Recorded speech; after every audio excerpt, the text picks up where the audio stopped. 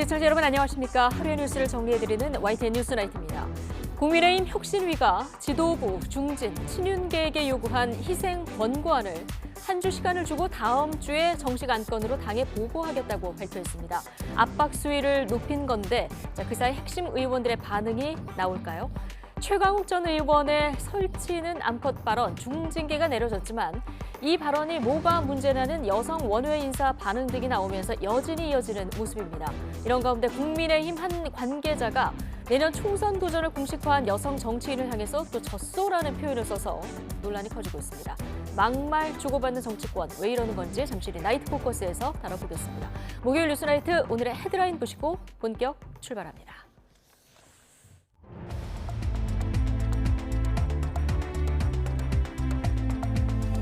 (11월 23일) 목요일 뉴스나이트 주요 뉴스입니다. 북한이 발사한 군사 정찰 위성이 궤도에 성공적으로 진입한 것으로 보인다는 국정원 판단이 나왔습니다.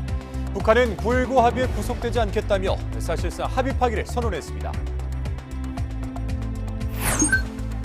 최근 정부 행정 전산망이 사흘간 마비된 데 이어서 오늘은 조달청 국가종합 전자조달 시스템인 나라장터가 1시간가량 먹통이 됐습니다. 해외 IP 공격으로 추정되는데 입찰 1,600건이 대거 연기됐습니다. 축구 국가대표 황의조의 불법 촬영 혐의 관련 피해자가 황 씨와의 통화 내용을 공개하며 반박에 나섰습니다. 양측의 진실 공방이 가열되면서 대질 조사 가능성도 거론되고 있습니다. 일본군 위안부 피해자들이 일본 정부를 상대로 낸 2차 손해배상 소송 항소심에서 이겼습니다. 서울고등법원은 1심과 달리 일본에 대한 우리 법원의 재판권이 인정된다고 판단했습니다. 3분기 가계 실질 소득이 5분기 만에 증가세로 돌아섰습니다. 그러나 액수로는 1년 전보다 고작 10,000원이 늘었고 저소득층은 그마저도 줄었습니다. 오늘 밤 9시를 기해서 서울 등 중북부와 경북에 한파특보가 발효됐습니다. 밤사이 기온이 크게 떨어지면서 내일 아침 대관령 영하 7도, 서울 영하 4도 등으로 올가을 들어 가장 춥겠습니다. 정부가 북한의 군사정찰 위성 발사에 대응해서 9.19 남북 군사합의 효력을 일부 정지하자 북한은 모든 군사적 조치들을 즉각 재개한다면서 사실상 합의 파기를 선언했습니다. 우리 군은 북한의 적반하장 행태에 대해서 엄중히 경고하고 대북 감시, 경계 태세를 강화했습니다. 조수연 기자의 보도입니다. 정부가 9.19 군사합의의 비행 금지 구역 효력을 정지하자 북한 국방성이 반발하고 나섰습니다. 먼저 정찰 위성 발사는 자위권에 해당한 조치이자 정당한 주권 행사라고 주장했습니다. 그러면서 자신들이 그동안 9.19 합의를 여러 차례 위반해온 사실은 언급하지 않고 한국이 합의를 파기했다며 적반하장으로 나왔습니다. 국방성은 9.19 합의에 구속되지 않겠다며 모든 군사적 조치들을 즉시 회복한다고 밝혔습니다. 지상과 해상, 공중을 비롯한 모든 공간에서 충돌을 방지하기 위해 취했던 군사적 조치들을 철회하고 군사분계선 지역에 강력한 무력과 신형 군사장비들을 전진 배치하겠다고 위협했습니다. 이어 남북 사이에 돌이킬 수 없는 충돌 사태가 발생할 경우 전적으로 한국이 책임지게 될 것이라고 덧붙였습니다. 대한민국 것들은 현 정세를 통제불능의 국면으로 몰아간 저들의 무책임하고 엄중한 정치 군사적 도발 행위에 대한 대가를 반드시 치러야 한다. 우리 정부와 군 당국은 북한이 사실관계를 호도하고 책임을 전가하며 적반하장의 행태를 보이고 있다고 정면 반박했습니다. 9.19 군사합의 비행금지구역 설정 효력 정지는 북한이 먼저 합의를 상시적으로 위반하면서 위협과 도발을 해온 것에 대한 최소한의 방어 조치라며 북한이 도발한다면 한미연합방위 태세를 바탕으로 끝까지 응징하겠다고 밝혔습니다. 만일 북한이 효력 정지를 빌미로 도발을 감행한다면 즉각 강력히 끝까지 응징할 것입니다. 군 당국은 북한 미사일 도발에 대비해 이지스함과 탄도탄 감시 레이더를 추가 운용하고 모든 패트리어트와 천궁2가 전투 대기 태세에 들어갔다고 밝혔습니다. 신원식 국방부 장관은 북한의 9.19 합의 파기 선언에 따른 상응 조치를 유럽 순방 중인 윤석열 대통령이 귀국한 뒤 상의에 결정하겠다고 말했습니다. YTN 조수연입니다. 들으신 것처럼 북한은 국방성 성명을 통해서 강력한 무력과 신형 군사 장비를 군사분계선 지역에 전진 배치하겠다고 밝히면서 군사적 긴장을 고조시키겠다는 의도를 내비쳤습니다. 앞으로 어떤 조치들로 나타날지 김문경 기자가 짚어봤습니다. 국방부가 파악하고 있는 북한군의 군사 전략은 기습 공격과 속전속결입니다. 이를 위해 평양에서 강원도 원산선 이남에 육군 전력의 70%, 해군 전력의 60%, 공군 전력의 40%를 이미 전진 배치했습니다.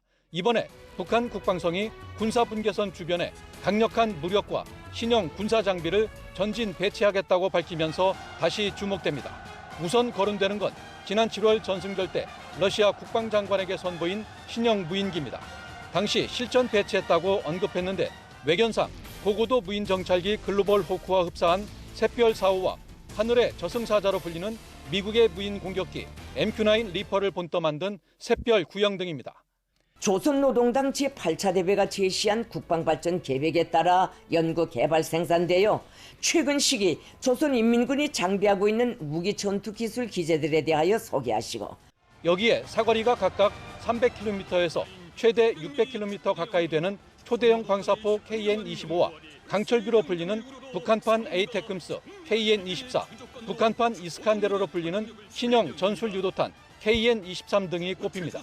최근까지 시험 발사를 거듭하고 전술 핵탄두 화산 31을 공개하며 핵 탑재를 위협해왔습니다. 원수들의 불의적인 무력 침공을 격퇴하고 전면적인 반공격으로 이행하여 남반부 전 영토를 점령하는 데 총적 목표를 둔 연습참모부의 기도와 그를 관철하기 위한 이 밖에 각종 재래식 드론을 군사분계선 주변에 수시로 띄우거나 동서해 일대에서 대대적인 포사격 훈련으로 긴장을 고조시킬 가능성이 큽니다. 이와 함께 이번 성명에서 공세적 태세 견지, 반드시 혹독한 대가 치러야 등의 표현을 동원하면서 도발 수위가 높아질 것이라는 위협도 분명했습니다. YTN 김문경입니다. 실패한 1, 2차 발사와 달리 북한이 이번 정찰위성 발사에서 기술 결함을 상당 부분 해결한 데는 러시아의 도움이 컸다는 분석이 지배적입니다. 북한의 3차 발사 다음 날도 러시아 군용기가 평양으로 들어오면서 이 같은 정황을 뒷받침했습니다. 최민기 기자입니다.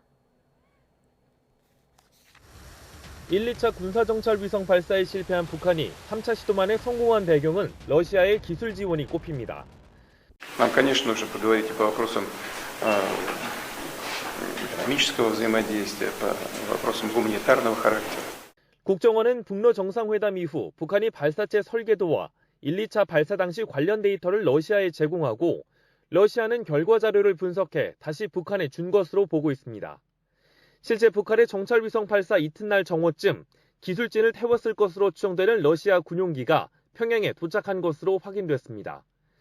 국정원은 1차 발사 실패 때 수거한 잔해물을 분석한 결과 당시 탑재된 위성체는 촬영 영상이 1m 미만의 물체를 파악하는 서브미터급이 되지 않아 정찰위성으로 가치가 없는 것으로 나타났지만 이번에 북한이 촬영했다는 괌 미군 기지 사진을 공개하지 않는 한 성능을 파악할 수 있는 상황은 되지 못한다고 밝혔습니다.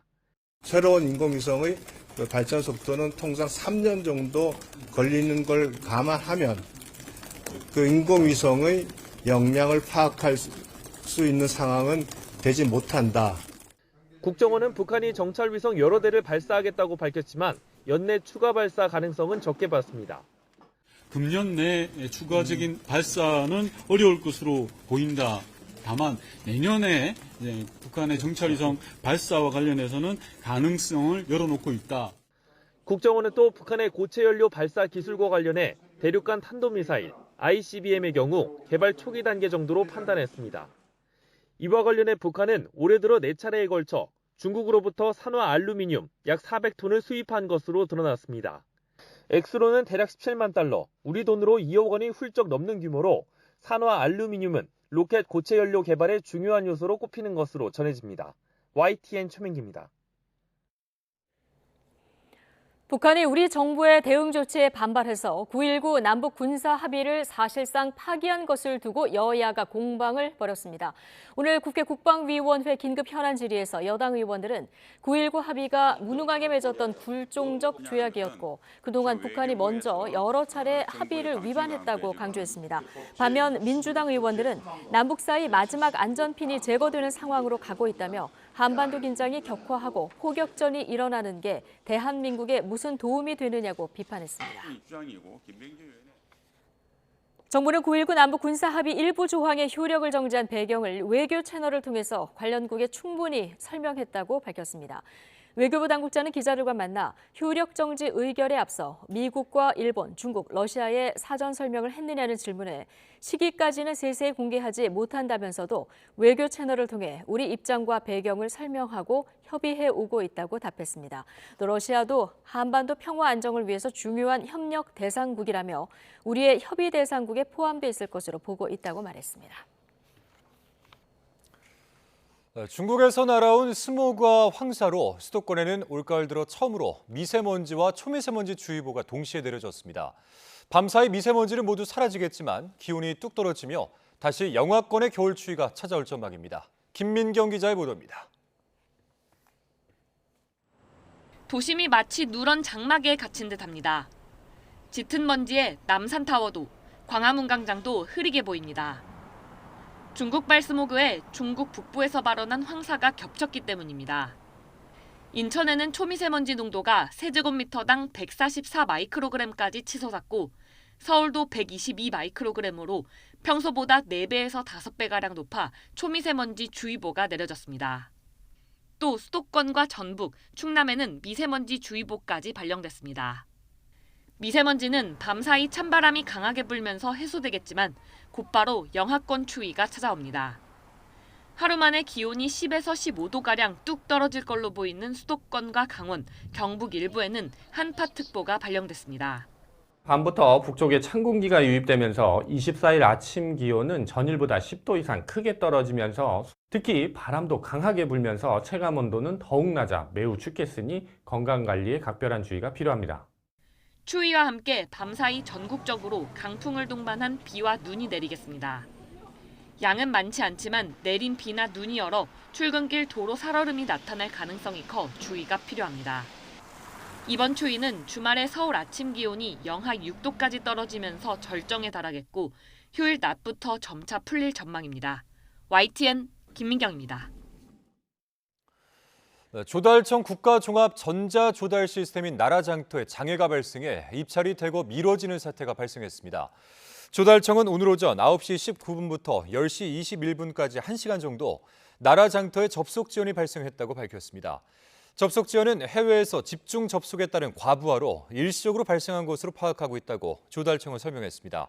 조달청은 현재는 전산망이 정상화됐다며 장애 시간 동안 제출 마감 일시가 도래한 1,600여 건의 입찰 공고를 연기해 입찰 참여 기업의 피해는 없다고 밝혔습니다.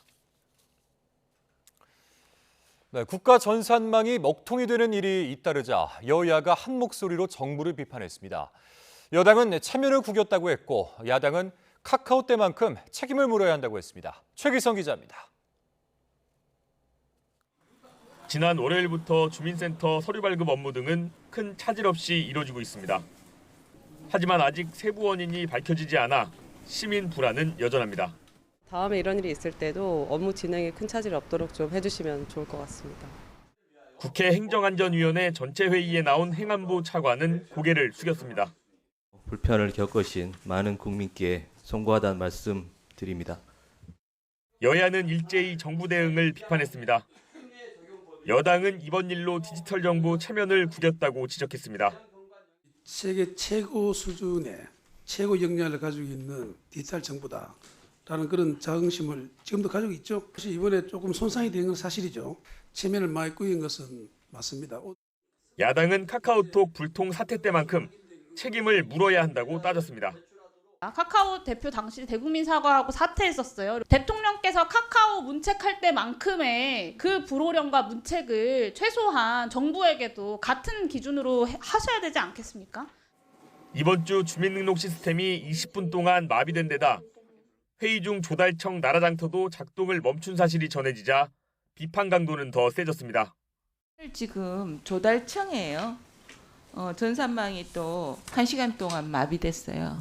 금방 복구됐지만 이거는 단순히 넘길 일은 아니다. 저는 이렇게 생각합니다. 질의하는 시간에 이 조달청에서 나라장터가 1시간 동안 또 장애가 발생하고. 이상민 행안부 장관은 해외 출장 중이어서 질책을 면했습니다. YTN 최기성입니다. 임금 소득과 연금이 늘며 지난 3분기 가계 실질 소득이 5분기 만에 증가했습니다. 고금리의 영향으로 가계 이자 비용 부담은 24%가 넘었습니다. 보도에 오인석 기자입니다. 통계청은 지난 3분기 가구당 월평균 소득이 503만 3천 원으로 지난해 3분기보다 3.4% 증가했다고 발표했습니다. 취업자 증가와 임금 상승으로 근로소득이 3.5%, 높은 물가 상승에 따른 연금 소득 증가로 이전 소득은 11.7% 늘었습니다. 소비자 물가 상승률을 제외한 가계 실질 소득은 0.2% 늘어 5분기 만에 증가로 돌아섰습니다. 실질 소득은 지난해 2분기 6.9% 증가 이후 3분기 마이너스 2.8% 등 줄곧 감소 또는 보합세였습니다. 소득 하위 20%인 1분위 가구 소득은 112만 2천 원으로 0.7% 줄었습니다. 집중호우 탓에 임시 일용직의 근로소득이 줄고 사업소득도 감소하면서 유일하게 소득이 뒷걸음질 쳤습니다. 반면 소득 상위 20%인 5분위 가구는 1,084만 3천 원으로 4.1% 증가했습니다. 소득 분배 지표인 균등화 처분 가능 소득 5분위 배율은 5.55배로 2분기 연속 하락했습니다. 소득 분배에 대한 보다 정확하고 전체적인 모습은 연간 가계금융복지조사에서 이제 행정자를 통해 보완되고 있기 때문에 가계금융복지조사를 통해서 가름하는 것이 좀 더 바람직하다고 말씀드리겠습니다. 3분기 가계 소비 지출은 280만 8천 원으로 3.9% 증가했습니다. 해외 여행이 큰 폭으로 늘며 오락, 문화 지출이 16.7% 증가했습니다. 이상기온 영향으로 과일 등 신선식품 물가가 오르며 식료품과 비주류 음료 지출도 6% 증가했습니다. 고금리 기조가 장기화하며 가계의 이자 비용은 두 자릿수 증가가 이어졌습니다. 올해 1분기 42.8%, 2분기 42.4%에 이어 3분기에도 24%가 넘었습니다. 소비 지출은 소득 하위 20%인 1분위 가구만 0.7% 감소했고 나머지 분위 가구는 모두 증가했습니다. 소득 상위 20%인 5분위 가구는 지출이 6.5% 늘며 가장 높은 증가율을 기록했습니다. YTN 오인성입니다. 당 핵심 인사들의 총선 불출마와 험지 출마를 권고해왔던 여당 혁신위가 해당 내용을 다음 주 지도부에 공식 건의하기로 했습니다. 거론되는 의원들의 호응이 없자 사실상 최후 총처벌했다는 해석도 나오고 있습니다. 박광렬 기자입니다. 잠시 숨고르기에 들어갔던 여당 혁신위발 인적쇄신론이 다시 점화됐습니다. 당 지도부와 중진, 친윤그룹 등 핵심 인사에 대한 불출마 권고안을 혁신위 차원 정식 안건으로 의결하기로 한 겁니다. 다음 주 목요일이란 시한까지 못 박으며 지도부의 결단을 촉구했습니다. 어떤 변화가 보이지 않으면 혁신 의원들이 다음 주 목요일 날 회의에서는 좀 아주 강한 메시지가 담기지 않을까. 인적쇄신 요구에 대한 침묵과 반발이 이어지자 사실상 배수의 진을 쳤다는 분석이 지배적입니다. 실제 출범 한 달이 되도록 수용된 혁신안은 이준석 전 대표 등에 대한 징계철의 단 한 건, 동력을 잃고 일찌감치 문을 닫을 거란 조기 해체설까지 불거지자 승부수를 던지는 것으로 보입니다. 어떤 인적쇄신과 관련된 부분은 진척이 없다라고 보는 것이 혁신위원들 대부분의 평가인 것 같습니다. 초읽기에 들어간 당무감사 결과 공개 역시 강수를 꺼내든 이유 가운데 하나로 꼽힙니다. 현역 하위 20%로 지목돼 컷오프 대상이 되는 영남권 중진 등이 어떤 식으로든 거취 표명을 하지 않겠느냐는 겁니다. 인효한 위원장을 만난 김태흠 충남지사 역시 논계를 언급하며 인적쇄신 드라이브에 힘을 보탰습니다. 적극적으로 받아들이지 않고 시간이 꾹 끄다면은 우리 저 혁신위원장님이 논계처럼 다 끌어안아버리세요. 그냥 다 끌어안고 그냥 내버리세요. 그래야 뭔가 변하지 뭐. 여당 혁신위는 동시에 외연 확장을 위한 젠걸음도 이어갔습니다. 비명계 이상민 의원에 이어 민주당 출신 제3지대 양향자 의원을 만나 이 과학기술 분야 인재 영입 필요성을 강조했습니다. 어떤 비전을 가지고 있는지에 따라서 저희는 어떤 세력과도 토론할 수 있고 정책적 연대라든지 모든 것에 열려있다. 핵심 인사 희생 요구에 대한 미진한 호응이 불러온 용태론 압박 2라운드가 현역 물갈이론과 맞물려 어떤 모습으로 전개될지 관심이 쏠리고 있습니다. YTN 박광렬입니다. 더불어민주당 이재명 대표는 민주당에 대한 국민 신뢰와 기대가 다시 살아날 수 있도록 몸가짐, 마음가짐, 행동과 말을 철저하게 잘 관리해야 한다고 말했습니다. 이 대표는 오늘 의원총회에서 당 소속 의원들에게 최근에 모두가 최선을 다하지만 상대방 또는 국민께서 보시기에 부족한 부분들이 있었던 것 같다며 이같이 당부했습니다. 이는 최근 당내 일각에서 나온 총선 200석 확보 언급이나 최강욱 전 의원의 설치는 암컷 발언 등 각종 설화를 지적한 것으로 풀이됩니다. 그러나 더불어민주당 싱크탱크인 민주연구원의 남영희 부원장은 설치는 암컷 발언으로 논란을 빚었던 최강욱 전 의원을 옹호하며 징계를 결정한 당 지도부를 비판했습니다.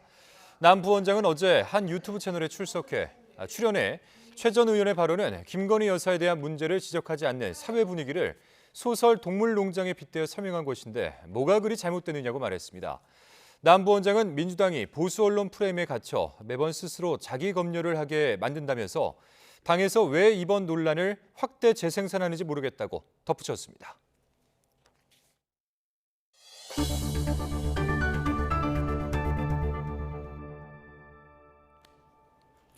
위안부 피해자들이 일본 정부를 상대로 우리 법원에 낸 손해배상 소송 항소심에서 일본 측의 위자료 지급 책임을 인정받았습니다. 1심과 달리 2심 재판부는 일본에 대한 우리 법원의 재판권이 인정된다고 판단했습니다. 김다은 기자입니다.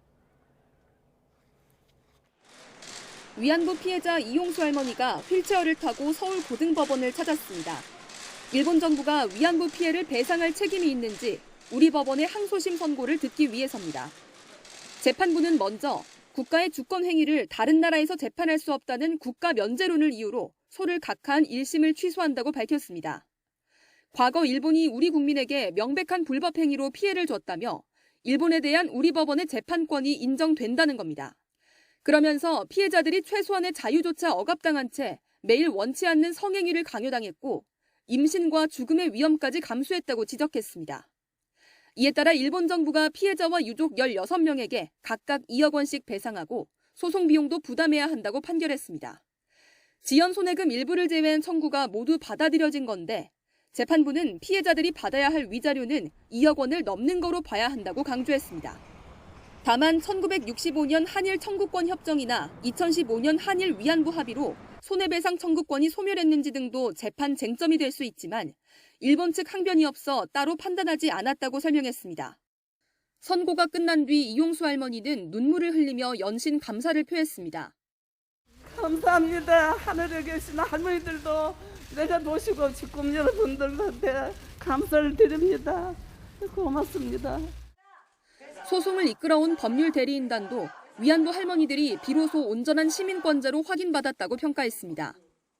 더 이상 법에 밖에 있는 분들이 아니라 법의 보호를 받는 온전한 시민권자이다라는 그런 확인을 받았다고 생각을 합니다. 하지만 이 같은 판결에도 실제 일본에서 피해자들이 위자료를 받긴 쉽지 않습니다. 일본이 자발적으로 배상하지 않으면 강제 집행을 시도해야 하는데 이 절차가 만만치 않기 때문입니다. 이미 재작년 1월 다른 피해자들이 낸 소송에서도 일본이 1억 원씩 배상해야 한다는 판결이 확정됐지만 여전히 이행되지 않고 있습니다. 위안부 피해자 측은 이번 판결을 일본 정부의 자발적 사과를 촉구하는 데 활용할 거라며 추후 대응 방안을 논의하고 있다고 밝혔습니다. YTN 김다현입니다. 일본 정부는 결단코 받아들일 수 없다는 입장을 표명했습니다. 일본 가미카와 요코 외무상은 오늘 소송 판결이 나온 뒤 성명을 내고 이번 판결은 국제법상 주권 면제 원칙을 부정하고 있다면서 이같이 밝혔습니다. 이어 이번 판결은 지난 2021년 1월 8일 판결과 마찬가지로 국제법과 한일 양국 간 합의에 명확히 반하는 것으로 지극히 유감이라고 강조했습니다. 일본 정부는 또 윤덕민 주일 한국 대사를 초치해서 항의의 뜻을 전했습니다. 축구 국가대표 황의조 선수의 불법 촬영 사건 피해자가 녹취록 일부를 공개하면서 황 선수 측 입장을 조목조목 반박했습니다. 또 2차 가해를 멈추라고 목소리를 높였는데요. 사건을 수사 중인 경찰은 대질 조사 가능성도 열어놨습니다. 윤웅성 기자가 전해드립니다. 발 디딜 틈 없을 정도로 취재진이 모인 가운데 기자회견은 1시간 반 동안 이어졌습니다. 피해자 측 변호인은 불법 촬영 혐의를 부인하는 황의조 선수 측 입장을 조목조목 반박했습니다. 먼저 휴대전화를 피해자도 보이는 곳에 놓고 촬영했다는 황 선수 측 주장이 동의를 의미하진 않는다고 선을 그었습니다. 우연히 발견할 수 있는 위치에 두었다고 해서 피해자가 이를 인식할 수 있는 것이 아닙니다. 여기 어디에도 피해자의 동의를 구했다는 내용이 나오지 않고 있습니다. 피해자가 황 선수와 휴대전화 메시지로 나눈 대화와 녹취록 일부도 공개했습니다. 피해자가 영상 촬영을 거부했고 지워달라는 요청까지 했다고 주장했습니다. 내가 보여달라고 하고 분명히 지워달라고 했었고 내가 다 어찌됐든 싫다고 했었고 근데 왜 그게 아직도 있냐는 거지 내 말은 이라고 피해자가 얘기하고 있고요. 특히 황 선수 측이 입장문에 피해자 신원이 특정될 수 있는 정보를 공개한 건 명백한 위법이자 2차 가해라며 책임을 묻겠다고 목소리를 높였습니다.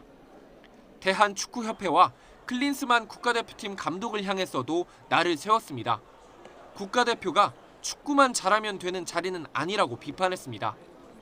이런 가운데 황의조 선수 측은 추가 입장문을 내고 피해자 측이 익명성 뒤에 숨어 본인과 가족들을 비난하고 있다고 맞섰습니다. 영상 유포 혐의로 구속된 형수는 자신을 위해 헌신해왔다며 선고가 나기 전까지 억측을 삼가달라고 요구했습니다. 앞서 경찰은 황 선수의 사생활을 폭로하고 협박한 혐의로 형수를 구속 송치했습니다. 또 불법 촬영 혐의로 황 선수 휴대전화를 압수수색하고 분석에 들어갔습니다. 피해자 측과 황 선수 측 입장이 팽팽히 맞서는 가운데 경찰은 필요하다면 대질 조사도 진행할 방침입니다. YTN 윤웅성입니다. 이른바 공흥지구 개발 특혜 의혹과 관련해서 위조 문서를 작성한 혐의로 재판에 넘겨진 윤석열 대통령 처남이 첫 재판에서 혐의를 모두 부인했습니다. 수원지방법원 여주지원은 오늘 사문서 위조와 위계 공무 집행 방해 등 혐의로 기소된 김 씨 등 5명에 대한 재판을 열었습니다. 검찰은 공흥지구 개발 시행사 실소유자였던 김 씨가 개발 부담금을 줄이기 위해서 비용을 산정하는 용역업체 직원들과 공모했고 실제보다 먼 곳에서 토사를 운반해왔다고 적는 등 서류를 위조해 양평군청에 제출했다고 판단했습니다. 그러나 김 씨 측은 관련 서류 작성을 담당했던 다른 피고인이 작성한 문서라며 담긴 내용이 허위더라도 권한 내에 작성됐기 때문에 위조 문서는 아니라면서 혐의를 부인했습니다. 윤석열 대통령이 찰스 3세 영국 국왕과 작별 인사를 하고 3박 4일간의 국빈 방문 일정을 마무리했습니다. 윤 대통령은 국빈 방문 일정 동안 최고 수준 예우의 공식 환영식을 시작으로 리시 수넥 총리와의 정상회담을 통해 한영 양국을 글로벌 전략적 동반자 관계로 격상시키는 내용의 다우닝가 합의에 서명했습니다. 특히 이번 국빈 방문을 계기로 한영 FTA 개선 협상을 개시하고 방산 공동 수출 MOU 체결 등 각종 경제 협력 추진에 이어서 이재용 삼성전자 회장 등 경제 사절단과 런던 금융특구 시장과의 만찬에 참석하는 등 경제 외교 일정도 소화했습니다. 윤 대통령과 김건희 여사는 오는 28일 세계 박람회 개최지 최종 투표를 앞두고 2박 4일간 파리에 머물며 오찬 그리고 만찬 행사와 리셉션을 통해 2030년 부산 엑스포 유치의 마지막 힘을 보탤 예정입니다. 지난주 중앙부처 소속 공무원의 성인 방송을 다룬 YTN 단독 보도 이후에 공무원 품위 유지 위반에 대한 사회적 논란이 커지고 있습니다. 이번에는 다른 부처 소속 공무원이 사무실에서 근무 도중 인터넷 방송을 하며 신체를 노출한 사실이 드러나 최근 정직 처분까지 받은 것으로 확인됐습니다. 권준수 기자의 단독 보도입니다. 평범해 보이는 사무실에서 업무를 보고 있는 여성. 사실은 몰래 인터넷 방송을 켠 겁니다. 업무를 이어가나 싶더니 갑자기 신체를 노출하기 시작합니다. 이 20대 여성은 다름 아닌 중앙부처 7급 주무관. 근무 시간 노출 방송은 여러 차례 계속됐습니다. 심지어 방송 도중 정부를 상징하는 태극 문양이 찍힌 문서도 작성하고 공무원증을 목에 거는 모습도 그대로 보입니다. 책상 옆에 부처 조직도가 방송에 고스란히 노출돼도 신경 쓰지 않습니다. 노출 방송은 업무 시간 화장실로 옮겨가며 계속 이어졌습니다. 수위가 굉장히 높았기 때문에 통상적인 방송이 아니라는 생각에 좀 의아했고 당황스럽고요. 이러한 방송을 하는 게 공무원으로서 하지 말아야 할 행위 같아서. 이 공무원은 해외에 서버를 둔 소셜미디어 라이브 방송을 주로 이용했습니다. 한 번 방송에 적게는 100명, 많게는 300명 가까운 시청자가 공무원의 은밀한 행각을 지켜봤습니다. 여성 공무원이 몸담은 부처는 국가개발사업을 담당하는 곳으로 이런 사실을 까마득히 모르고 있다가 국민신문고 제보로 뒤늦게 감사에 착수했습니다.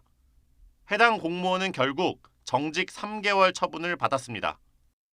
공무원이 업무 시간에 업무에 집중하지 아니하고 어떤 이런 성인 방송 같은 걸 찍었을 경우에는 그것은 단순한 기강 회의를 넘어서서 실질적으로 공직사회의 평판에 크나큰 영향을 미칠 수 있기 때문에 해당 정부 부처는 이 공무원이 수익을 창출한 점은 확인하지 못해 품위유지 의무 위반 등으로만 처벌했고 징계 수위는 규정에 맞게 결정했다고 설명했습니다. 문제의 공무원은 얼마 전 징계 기간이 끝났지만 병가를 내고 사무실에 나오지 않고 있습니다. 7급 공무원이 성인방송 BJ로 활동하다 적발된 데 이어 근무 도중 부적절한 방송 사례가 추가로 드러나면서 공무원의 기강회의 논란이 또 한 번 도마 위에 오르게 됐습니다. YTN 권준수입니다. 재작년 11월 수업 중인 교실에 들어가 교사의 목을 조르고 욕설을 한 학부모가 1심에서 실형을 받고 법정에서 구속됐습니다. 인천지방법원은 오늘 상해와 아동학대 등의 혐의로 불구속 기소된 30대 여성 A씨에게 징역 1년을 선고하고 법정 구속했습니다. 재판부는 A씨가 안전을 보장받아야 할 교실에 침입해 교사를 공격하고 폭언해 죄질이 불량하고 또 도주 우려가 있다고 판단했습니다. A씨는 아들이 학교폭력 가해자로 지목돼 학폭위가 열린다는 통보를 받자 이 같은 범행을 저지른 것으로 전해졌습니다. 오늘 발표된 전국 아파트 매매 가격이 지난 넉 달 동안 이어지던 상승세가 최근 둔화한 끝에 드디어 상승 행진을 멈췄습니다. 특히 올해 집값 상승을 주도한 서울 강남구의 매매가가 31주 만에 하락 전환해 부동산 시장이 조정 국면에 진입했다는 분석이 나오고 있습니다. 이승윤 기자입니다. 지난 7월 셋째 주에 시작된 전국 아파트 매매 가격 상승세가 19주 만에 멈췄습니다. 특례 보금자리론 종료와 미국발 고금리 불안, 저가 매물 소진 등이 복합적으로 작용하며 이번 달 들어 상승세가 둔화하더니 보합세를 기록한 겁니다. 수도권은 상승폭이 줄고 지방은 보합으로 전환했습니다. 특히 서울의 매매가 상승폭이 축소된 가운데 서울 강남구가 0.02% 떨어지며 31주 만에 하락세로 전환된 점이 눈길을 끕니다. 전문가들은 매수자와 매도자 간 희망 가격 차이가 커지고 매수 문의가 감소하면서 아파트 매매 가격 상승폭이 축소됐다고 분석했습니다. 재건축 호재와 함께 상급지로 갈아타려는 수요가 가격을 뒷받침했습니다. 하지만 이번에 강남이 하락 전환했다는 것은 매수 심리가 일부 주춤해진 것으로 볼 여지가 있지만 주간 조사라는 점 때문에 당분간은 추이를 계속해서 지켜볼 필요가 있습니다. 전국 아파트 전셋값은 6개월 연속 상승세를 이어갔지만 상승폭은 줄어든 모습입니다. 주거 여건이 양호한 서울을 비롯한 수도권은 전세 매물 부족 현상이 지속되며 0.16%포인트 올랐지만 지방은 0.03%포인트 상승에 그쳤습니다. 전문가들은 시중금리 상승과 이에 따른 금융비용 부담 때문에 주요 단지의 전셋값이 상승과 하락이 혼조하는 양상을 보이며 상승폭은 줄었다고 설명했습니다. YTN 이승윤입니다. 네, 한 해 소득이 100만 원이 안 될 정도로 형편이 어려워 건강보험료를 못 내는 저소득층이 65만 명에 달합니다. 전기나 가스, 수도요금도 벅찬 상황에서 건보료 내기가 쉽지 않은 건데 연체되면 보험 혜택이 끊겨서 아파도 병원에 못 가는 악순환이 반복되고 있습니다. 권익위가 이런 문제를 해결하기 위해서 의료급여, 부양의무자 기준 폐지 권고 등 개선안을 내놨습니다. 이승배 기자입니다. 지난 2014년 지하 월세방에서 살던 세 모녀가 숨진 채 발견됐습니다. 죄송하다는 말과 함께 집세와 공과금으로 전 재산 70만 원만 남기고 세상을 떠났습니다. 질병을 앓고 딱히 수입도 없었지만 매달 4만 7천 원씩 건강보험료 독촉까지 받았습니다. 평소에 공과금은 잘 내셨었죠? 아유, 정도 다니는 놈 한 번도 시발 하나 안 했는데. 지난해 수원에서도 비슷한 사건이 발생해 큰 충격을 줬습니다. 마찬가지로 어머니와 두 딸이었습니다. 지병과 빚 때문에 건강보험료가 16개월이나 밀려 있었습니다. 복지 정보 시스템도 제대로 작동이 안 되는 그런 주거지를 이렇게 이전해서 사시는 분들에 대해서 어떤 특단의 조치가 필요할 것입니다. 1년 벌이가 100만 원이 안 돼 건강보험료를 못 내는 저소득층 취약계층은 64만 8천 세대가 넘습니다. 권익위가 최근 5년 동안 국민신문고에 접수된 11만 건의 민원을 바탕으로 개선책을 내놨습니다. 먼저 보험료 부담 능력이 없는 빈곤층에 부양 의무자 기준 폐지를 권고했습니다. 일정 수준 이상 소득과 재산을 가진 부모나 자녀가 있으면 기초생활보장 대상에서 제외하는 제도입니다. 노인이 소득 없이 홀로 힘들게 살아도 따로 사는 자녀가 돈을 벌고 있으면 복지 혜택을 못 받는 사각지대를 막겠다는 것입니다. 보험료를 6번 안 내면 의료보험 지원이 바로 끊기는 규정도 폐지하도록 했습니다. 당장 연체금을 깎아주진 않더라도 병원 진료는 꾸준히 받을 수 있게 하자는 취지입니다.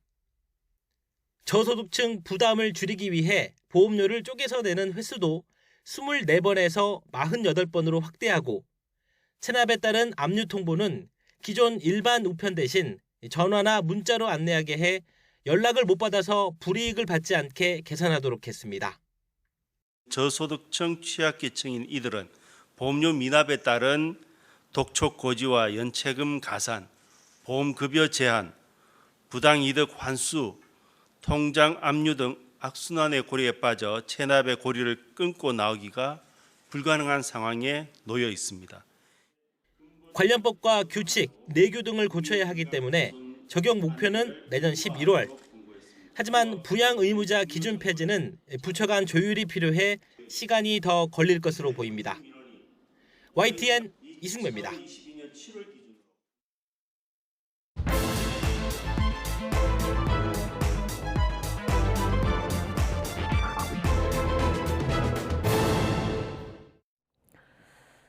정치권 관심 뉴스를 진단해보는 나이트 포커스. 오늘은 김근식 전 국민의힘 비전전략실장, 김준일 뉴스톱 수석 에디터 두 분 모셨습니다. 어서 오십시오. 안녕하세요. 예, 당 핵심 인사들을 향해서 용퇴론 카드를 혁신위가 꺼냈었는데요. 좀처럼 응답이 없자 다시 한번 칼을 빼들었습니다. 어떤 내용인지 발언 먼저 듣고 오시겠습니다.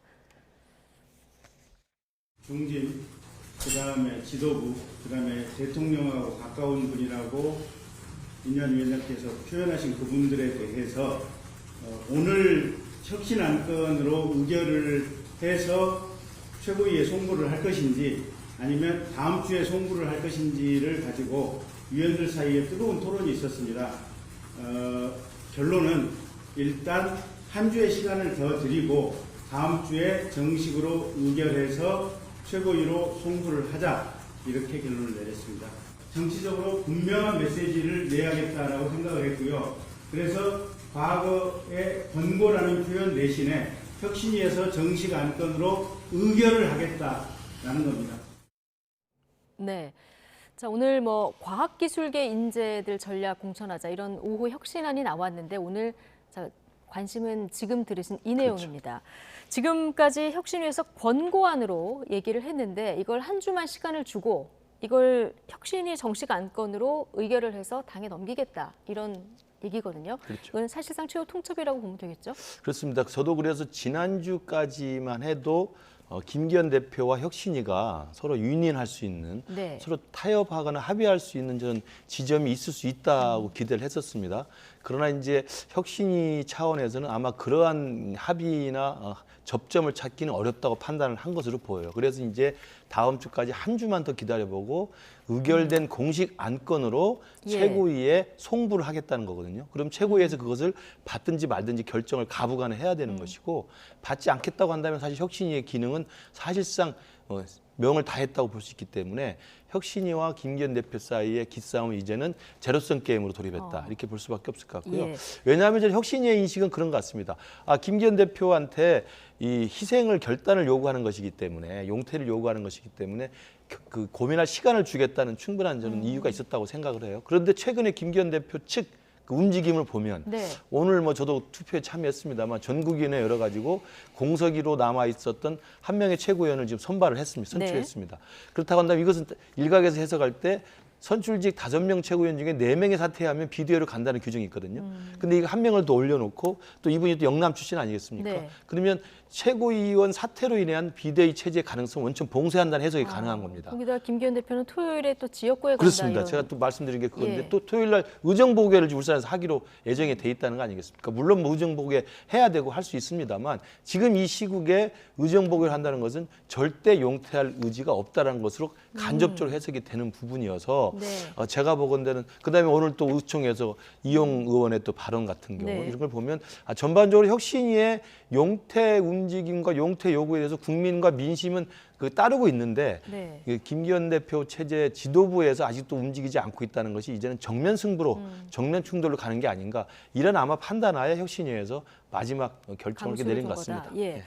자, 오늘 혁신위가 그러니까 승부수를 던졌다 이런 말씀이신데 다음 주 월요일에 당무 감사 결과가 발표됩니다. 그럼 하위 20% 되는 의원들은 이제 탈락하게 되는 거잖아요. 컷오프 되는 건데 국민의힘이 영남 중진들이 많다 보니까 여기 들어가는 의원들이 있을 거고 그렇다면 한 주 시간을 주는 동안 뭔가 좀 거취 표명을 하지 않겠느냐 이거하고 맞물려서 오늘 승부수 던진 거 아니냐 이런 또 분석도 나와요. 뭐 그런 전망이 나올 수가 충분히 예. 있고요. 지금 뭐 속칭 이제 찌라시라고 하는 게 이제 굉장히 많이 돌아다녀요. 그래서 저도 그렇죠. 이제 여러 개를 받아봤는데 아니라고는 하는데. 예, 뭐 아니라고는 하는데 뭐 저는 일부는 그 부분에서 사실의 가능성이 상당히 높다라고 보고요. 근데 제가 받아본 거는 초선들도 많아요, 심지어. 네. 이 하위 20% 22명이라고 이제 돌고 있는데 거기에서는 초선들도 많기 때문에 반드시 영남 중진 뭐 이렇게 되는 건 아닌 것 같습니다. 예. 그래서 거기에는 조금 당에서 뭐 분란을 일으켰거나 아니면은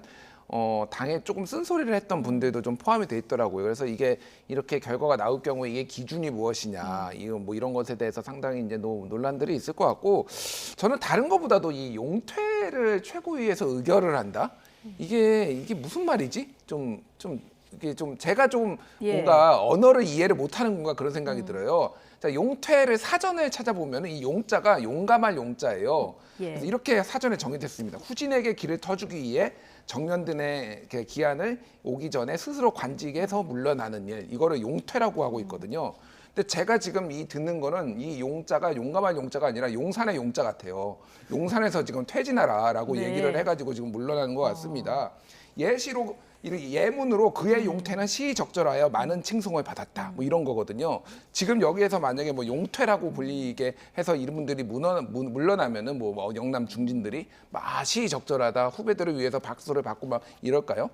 용산에 못 버텨가지고 지금 이게 물러나는구나 이런 식으로 인식될 수밖에 없게 되는 네. 거예요. 그래서 이게 그러니까 용퇴를 의결한다라는, 그러면 어떤 분이 용퇴를 하는 건가요? 그러면 이게 그러니까 이것도 모호하고 예. 뭐 소위 말해서 아까 이제 윤핵관이라는 표현을 굳이 안 쓰시려고 아주 우리 김경진 혁신위원이 말씀하셨지만 윤핵관 지금 뭐 얘기하는 거잖아요. 네. 윤핵관 어디까지 윤핵관인가요? 그럼 이철규 사무총장, 윤한홍 의원 뭐 여기는 윤핵관인가요? 아닌가요? 그러니까 이거 자체가 그냥 분란이 일어날 수밖에 없는 방식으로 지금 되고 있다. 그리고 당내에 어쨌든 신뢰가 쌓여 있지가 않아요. 그러니까 어쨌든 국민들이 원하는 게 뭐 물갈이도 원하기는 하는데 이게 이런 식으로 되는 거를 원할 것인가 좀 많이 좀 물음표가 조금 남아 있는 상황인 것 이게 같아요. 국민이 바라는 눈높이에 맞는 안건이라고 하더라도 지금 이 용퇴론을 의결하는 것 자체가 조금 이상한 방법이다. 이렇게 지금 보셨는데 자, 오늘 인유한 위원장이 김태흠 충남도지사를 만났습니다. 이제 김태흠 충남도지사가 만약에 계속 시간을 다해서 끌면 논개처럼 끌어안아라 이런 얘기를 했고 인유한 위원장이 또 명심하겠다 이런 얘기를 하지 않았습니까? 아마 이것도 인유한 위원장이 다 계산된 행보였을까요? 그렇죠. 그러니까 제가 아까 말씀드린 것처럼 혁신위와 김기현 대표 지도부와의 합의가 가능한 네. 지점이 있었을 거로 그동안 좀 예상을 했고 또 기대도 했습니다. 그래야 당이 사실은 큰 분란 없이 마무리가 잘 되는 건데 지금 상황의 지금 국면의 흐름을 보면 그렇지 않은 방향으로 가는 것 같고요. 그러다 보니까 혁신위는 혁신위대로 이제는 더 이상 퇴로가 없다라는 방법으로 이제 다음 주에 한 주만 더 기다려보고 이른바 이 중진 지도부 친윤이라고 하는 사람들의 결단을 공식 의결해서 안건으로 송부한다는 거예요. 그러니까 우리 김준일 예대께서 말씀하신 것처럼 혁신위는 그걸 용퇴를 의결할 수 있습니다. 예. 용퇴를 의결해서 넘기는 거고요. 그걸 최고위에서 어떻게 받아들일지는 혁신이 지켜보겠다는 겁니다. 만약에 최고위에서 그 공식 안건으로 송부되어 온 이 중진들이나 친윤들의 이 용퇴안에 대해서 어떤 결정을 내릴지는 정치적 표장이 가능하죠. 네. 그러니까 뭐 이 부분에 대해서 강력하게 당 지도부 입장에서도 수용하기로 했다라든지 뭐 누구 특정 인사를 거명할 필요는 없습니다만 그런 식으로 할 수가 있는 것인데요.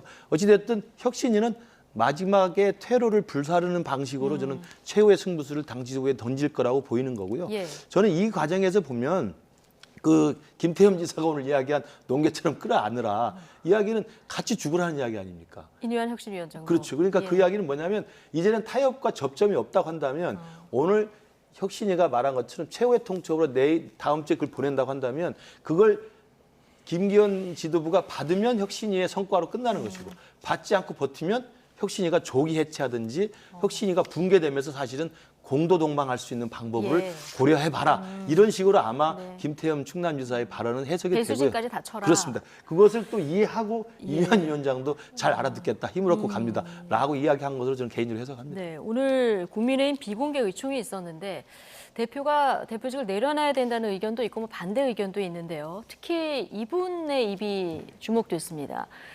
이용 의원 하면 이제 대표적인 친윤 의원이고 이분만 혁신위의 그 어떤 대상도 아닌데 따르겠다 이렇게 얘기를 했었잖아요. 근데 오늘 뭐라고 얘기했냐면 비대위는 있을 수 없는 일이고 김기현 대표 체제로 끝까지 가야 한다. 오늘 이런 얘기를 해서 상당히 주목을 받았습니다. 이거 윤심이 실렸다고 봐야 될까요? 모호합니다. 사실은 예전에 이제 이용 의원이 굉장히 윤 대통령하고 가까웠고 그리고 이제 후보 시절에 경호가 아니라 뭐 그 제가 정확하게 지금 수행실장도 하고 그러면서 이제 가까웠다고 알려져 있는데 지금 모든 이게 이를테면 직접적으로 용산의 어떤 마음을 대변하는 자리인지에 대해서는 사실 모호한 부분이 있어요. 모호한 부분이 있고요.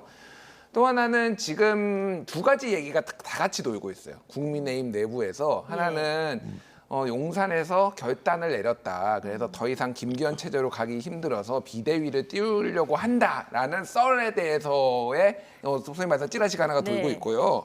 하나는 비대위가 지금 시점에서 이미 좀 너무 늦었다. 그리고 다음 주에 공관위도 띄워야 되고 이러기 때문에 일단은 그냥 이 체제로 가고 뭐 한동훈이나 뭐 원희룡이나 이쪽을 이제 선대위에서 활용하는 방안이 지금 사실상 결정됐다라는 찌라시도 있어요. 그러니까 제가 뭐 이 찌라시를 어느 거가 맞다 틀리다라는 게 아니라 그 정도로 의논되는 얘기들이 그냥 돌아다닌다고 보면 되겠네요. 그 정도로 당내 상황이 혼란스럽고 사실은 이게 명확하지가 않은 거고 용산에서도 대통령실에서도 굉장히 조심스러울 수밖에 없는 게 예전처럼 직접적으로 당무에 개입해가지고 뭔가를 막 바꾸려고 하고 이런 것들이 굉장히 문제가 많이 발생할 소지가 있기 때문에 이거를 명확하지 않으니까 그래서 좀 이게 더 혼란스러운 것 같아요. 저는 그래서 저번 주에도 제가 말씀드렸는데 차라리 뭐가 해야 되면은 해라. 그냥 빨리 용산에서 결정을 해서 이런 식으로 길게 뭐 언제는 안 했습니까? 용산이 하려고 하면 언제든지 했고 뭐 아무 말도 하지 않으면 아무 일도 일어나지 않는다. 뭐 이런 시그널까지 주면서 명확하게 정리를 했잖아요.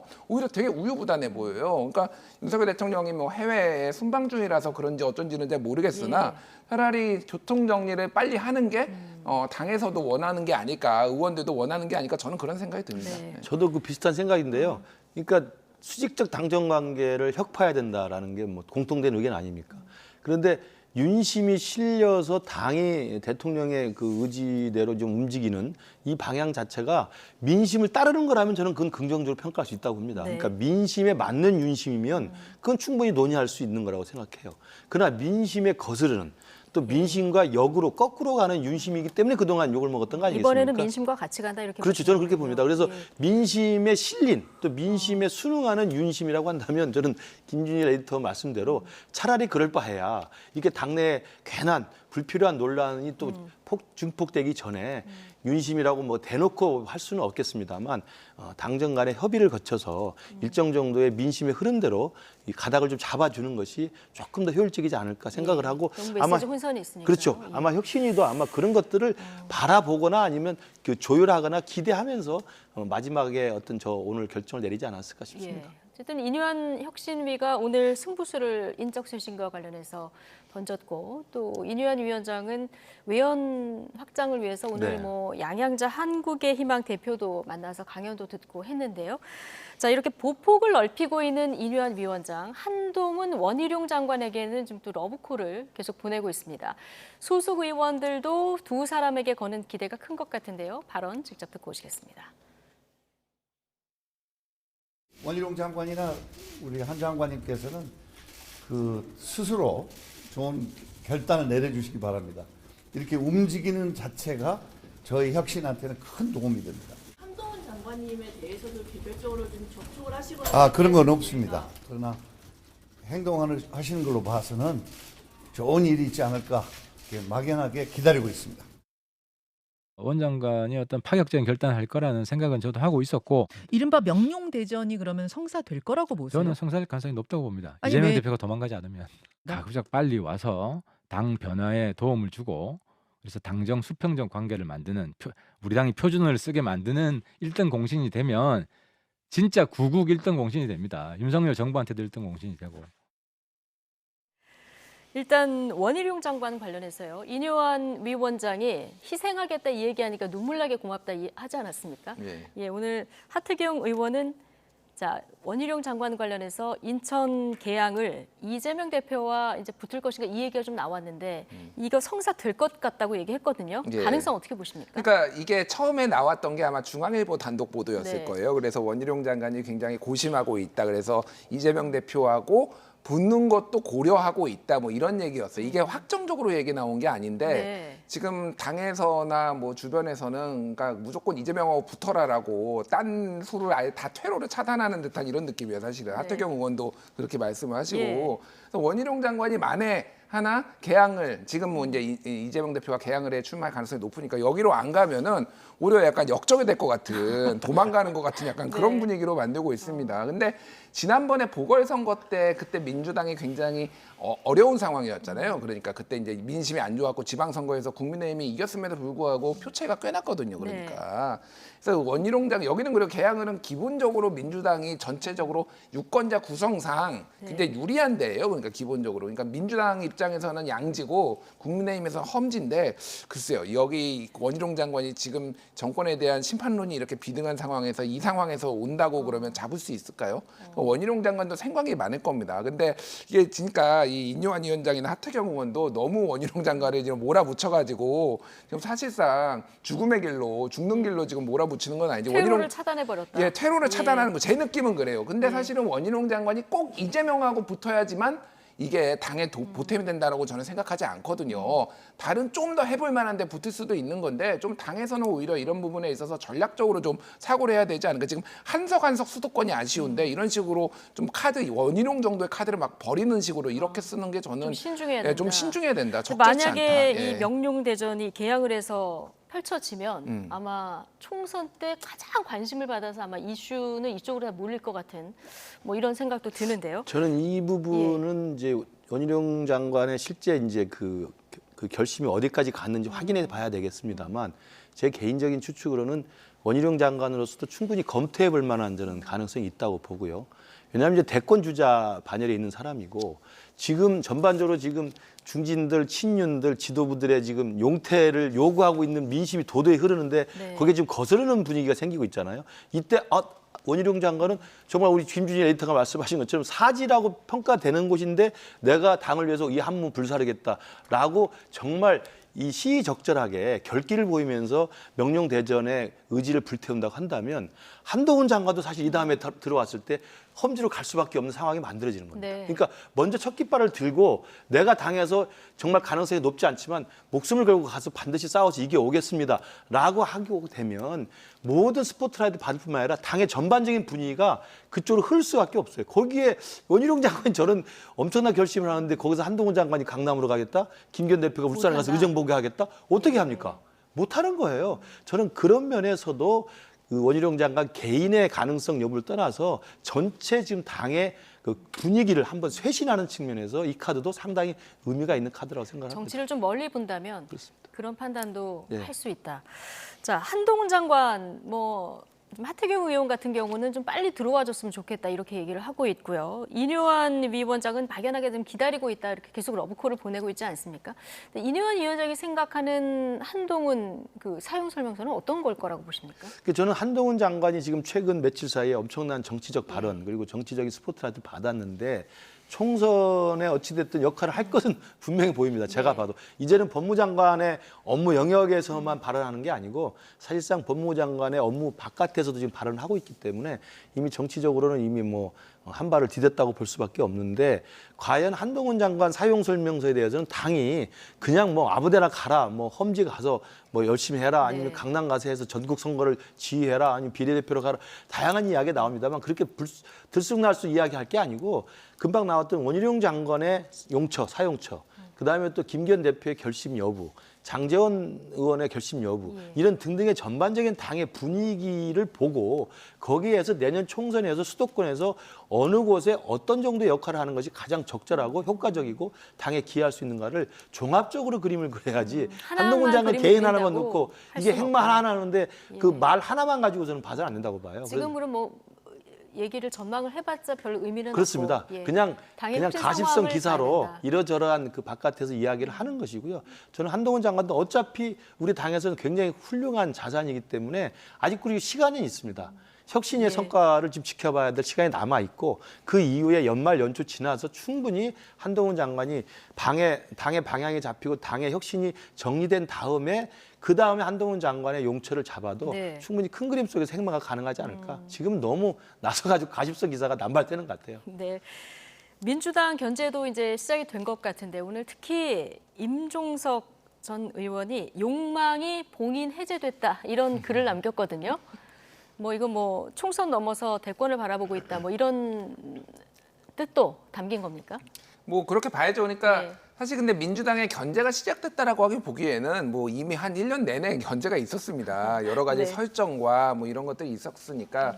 근데 이제 최근에 이제 아주 좀 본격적으로 아니면 노골적으로 이제 정치인의 행보를 걷다 보니까 거기에 대해서 여러 가지 이제 평가가 나오는 것 같은데. 그러니까 그 기자가 그렇게 물어봤잖아요. 여의도 문법하고 조금 다르다. 그러니까 여의도 300명의 사투리와는 다르게 5천만 명 국민의 언어를 쓰겠다. 그런데 사실 한동훈 장관이 최근에 하시는 발언이나 이런 것들은 사실은 그냥 정치인의 언어예요. 본인만 마치 굉장히 다른 언어를 쓰는 것처럼 이렇게 얘기하는 것도 조금 웃겨. 누가 어떤 국무위원이 3시간씩 사진 찍고 있습니까? 그건 국무위원이 아니죠. 그러니까 그거는 이제 팬덤이나 이런 데 이제 강하게 기대하시는 그런 거니까 오히려 여의도 문법이다. 여의도 문법이든 뭐든 정치인 문법이죠. 정확하게 정치인 문법이죠. 의원이 아닌 정치인도 있으니까. 그러니까 마치 굉장히 다른 것처럼 말씀하시는 것 같기도 하고요. 저는 이제 중요한 건 그런 것 같아요. 그러니까 이제 민주당에서도 한동훈 장관이 정확하게 얘기했는데 나를 키워준 거는 민주당이다 이렇게 얘기를 했잖아요. 민주당 내부에서도 제가 좀 얘기를 들어보면은 한동훈을 어떻게 다룰 것인가에 대해서 상당히 고심이 깊다고 합니다. 그러니까 쉽게 얘기를 하면 그거는 어느 정도 맞거든요. 민주당이 계속 공격을 해가지고 거기에서 되받아치면서 한동훈의 어떤 장관의 존재감이 커진 것도 맞기 때문에 최대한 존재감이 덜 드러나는 방식으로 그리고 불리한 전장에서 싸우게 하도록 이런 것들을 좀 생각을 하고 있다라고 합니다. 좀 짧게 전술 전략을 세우기 시작했다. 예, 그거를 좀 고민하고 있고요. 쉽게 얘기하면 한동훈 장관은 포텐셜이 굉장히 큰 사람이에요. 예. 그런데 매우 다루기가 까다로운 사람입니다. 무슨 얘기냐면은 한동훈을 아무데나 쓰면 안 돼요. 예를 들면 한동훈 장관이 가장 빛이 나는 거는 민주당의 586하고 딱 붙었을 때 그때 가장 빛나요. 예를 들면 지금 뭐 종로 출마설 막 이런 거 나오거든요. 근데 예를 들면 지금 종로에서 거론되는 게 민주당 쪽에서 곽상원 변호사, 노무현 대통령 전 대통령의 이제 아들 사위잖아요. 자, 그러면은 곽상원하고 한동훈이 붙었다고 생각을 해보십시오. 그럼 이게 매치업이 흥행이 될까요? 그러니까 이게 무슨 얘기냐면은 그러니까 한동훈은 그러니까 오히려 저 예. 정청래 의원이나 예. 아니면 이제 586 정치인 중에 다시 나오는 분이랑 여기 방금 언급된 임종석 전 대통령 비서실장 이런 분하고 붙어야 되는 거죠. 뭐 성동구에 뭐 만약에 출마를 한다라면은 그러니까 아까 김근식 교수님 말씀하셨다시피 지금 뭐 한동훈은 어디에 출마시키냐 이런 거는 너무 섣부르고 사실은 한동훈 장관에 대해서 가장 마지막까지 카드로 아껴놨다가 가장 정확한 곳에 꽂아야 되는 이런 필요성이 있네요. 왜냐하면 한동훈이라는 카드가 포텐셜도 높지만은 굉장히 까다로운 카드다. 그러니까 그런 부분을 좀 생각을 할 필요는 있을 것 같아요. 알겠습니다. 자, 한동훈 법무부 장관과 상황에 따라서는 동지가 될 수도 있다. 자, 이준석 전 대표가 얼마 전에 이렇게 얘기를 했었는데요. 오늘은 한 장관에 대해서 발광체가 되길 바란다. 이런 얘기를 또 했습니다. 발언 듣고 오시겠습니다. 김건희 여사의 특검에 대해서 물어볼 겁니다. 김건희 여사의 학력 위조에 대해서 물어볼 수도 있습니다. 그런데 이런 질문들을 어떻게 한동훈 장관이 답하냐에 따라 가지고 지금까지 쌓아온 것들이 플러스가 될 수도 있고 마이너스가 될 수도 있는 겁니다.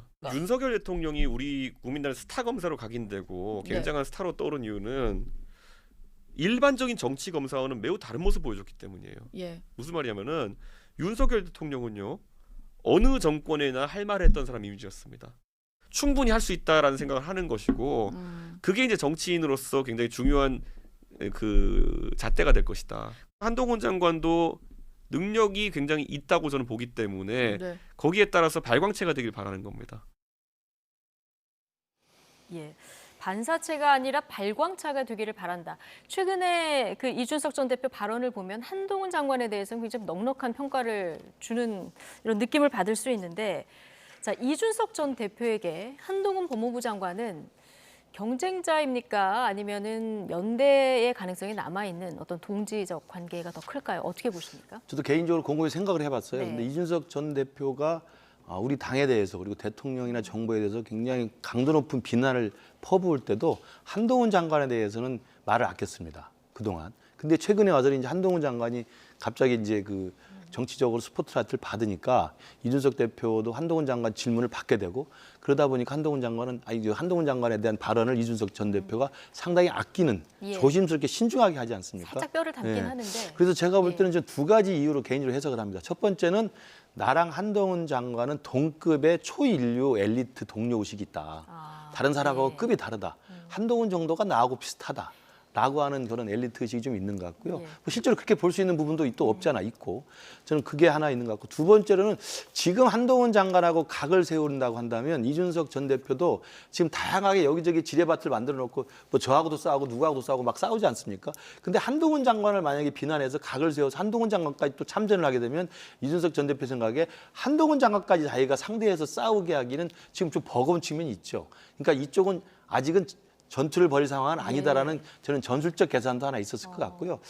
하나 더 있는데 세 번째로는 지금 상황에서 한동훈 장관을 칭찬해 주면서 뼈 있는 이야기를 하면서도 같은 동급의 엘리트라는 동료 의식을 보여준다는 것은 그래도 나하고 한동훈 정도가 자웅을 겨룰 만한 경쟁자다라는 식으로 본인 스스로를 한동훈급으로 좀 일치시키는 또 그런 또 제3의 효과도 있었던 것 같아요. 그래서 저는 이준석 전 대표가 뭐 지난번 홍준표 시장이 뭐 영악한 친구라고 했기 때문에 아마 그래서 그런지 모르겠습니다만 한동훈 장관과의 자신과의 관계 설정에서는 그런 두세 가지의 이유 때문에 조금 조심스럽게 너무 날선 공격은 좀 신중하게 좀 자제하고 있는 게 아닌가 저는 개인적으로 판단해 봅니다.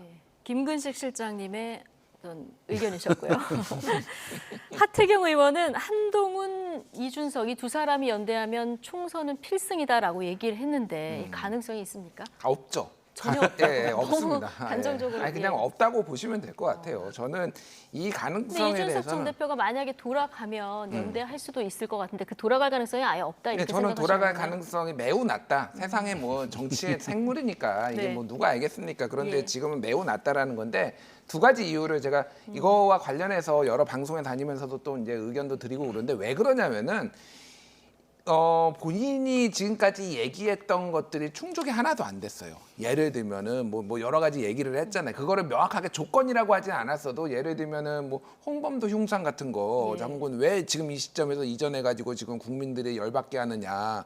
그리고 왜 박정훈 대령 지금 해병대 수사단장 왜 이런 식으로 기소를 해가지고 지금 이 억울한 죽음을 제대로 해결하지 못하느냐. 왜 이태원 유족들이 지금 이태원 참사 1년이 넘었는데 한번 그렇게 만나자고 애원하는데 왜 안 만나느냐. 이거 울면서 얘기하고 뭐 이런 식으로 국정기조전하는 계속 얘기하잖아요. 이 말했던 이 서너 가지 중에서 하나라도 좀 변화가 있어야 적어도 예. 마음이 움직이지 이 전제 조건에 변화가 없으면 안 움직일 거다. 그러니까 본인이 뱉은 말에 대해서 이준석 대표는 나름의 일관성이 있어요. 그 일관성을 지키려고 노력해. 뭐 100% 일관성이 있지는 않지만 그런데 이런 게 하나도 안 지켜지고 있는데 갑자기 돌아가서 손을 잡고 한동훈의 손을 잡고 윤석열 정부의 승리를 위해서 제가 몸을 바치겠습니다. 이렇게 한다고요? 그거는 불가능한 시나리오다. 이렇게 보시면 될 것 같습니다. 그래서 전 두 사람이 손을 잡을 가능성은 없지만은 나중에 지금 말고 나중에라도 두 사람이 손을 잡는다라면은 약간 달라요. 그러니까 지지층 자체가 다를 겹치지 않기 때문에 그렇죠. 상당히 파괴력이 있을 수 있다. 보수 입장에서는 상당히 유력한 사람들이 여러 측면에서 다방면에 포직해서 뭐 국민들 유권자 입장에서 소위 말해서 골라먹는 재미가 있을 정도로 좀 괜찮은 이제 뭐 잠재적 후보다라는 거고 아까 전에 김우식 교수님이 세 가지 말씀하신 거 짧게 제가 보론으로 하자면은 왜 이준석은 한동훈을 건드리지 않느냐. 그러니까 아주 단순해요. 쉽게 얘기를 한동훈하고 이준석 공통점이 있습니다. 자기를 공격하지 않는 사람은 박하게 얘기하지 않아요. 그러니까 쉽게 말하면 한동훈 장관이 이준석 대표를 공격한 적이 한 번도 없잖아요. 그러니까 한동훈 장관도 마찬가지예요. 자기를 공격하는 뭐 이런 철험에 이런 사람하고는 막 붙고 난리 나잖아요. 뭐 장관직을 걸겠네 막 이런 얘기하잖아요. 뭐 류호정 의원한테는 한없이 인자하고 스윗한 모습으로 답변을 합니다. 원래 한동훈 장관도 그러고 이준석 대표도 그래요. 그런 사람이라서 그런 거지. 뭐 너무 막 동급으로 생각하네 뭐 이런 거는 좀 과한 해석이다. 저는 그렇게 봅니다. 알겠습니다. 이 비슷한 두 사람이 뭉치면 상당히 파괴력이 있으나 그러나 가능성은 매우 적다. 이렇게 전망을 하셨습니다. 자, 지금부터는 정치권 막말 논란 얘기를 좀 해볼 텐데요. 이 암컷 발언으로 논란을 일으켰었던 최강욱 전 의원. 자, 중징계를 이재명 대표가 이제 결정을 했는데 오늘도 또 한 번 내부 단속에 나섰더라고요. 당내 그런데 여진도 좀 계속 되는 것 같고요. 6개월 당원권 정지라는 이제 중징계를 이제 비상징계 권한을 발동해서 했다는 거 아닙니까? 근데 또 바깥의 평가는 좀 박하게 나올 수 있는 게 최강욱 의원은 당원권 정지가 아무 의미가 없어요. 그러니까 총선에 못 나와서 그렇습니다. 당사자한테 그 중징계가 엄청난 데미지를 입히거나 엄청난 개인적인 정치적 손실을 줘야 그게 굉장히 엄한 징계가 되는데 이분은 지금 뭐 국회의원직 상실하고 피선거권이 박탈돼 있기 때문에 당원권지 6개월이라는 게 뭐 전혀 아프지 않은 징계라는 점에서 일각에서는 솜방망이 징계라는 이야기가 나올 수밖에 없고요. 그다음에 이제 그 최강욱 의원 본인이 지금 스스로 자기 입으로 한 번도 좀 사과를 하지 않고 있습니다. 오히려 엄중 경고가 나왔다는 그 보도 이후에 이스 데마크러시 스튜피드 해가지고 야 문제는 민주주의지 이 멍청한 놈들아 이게 또 쏘아붙인 거 아닙니까?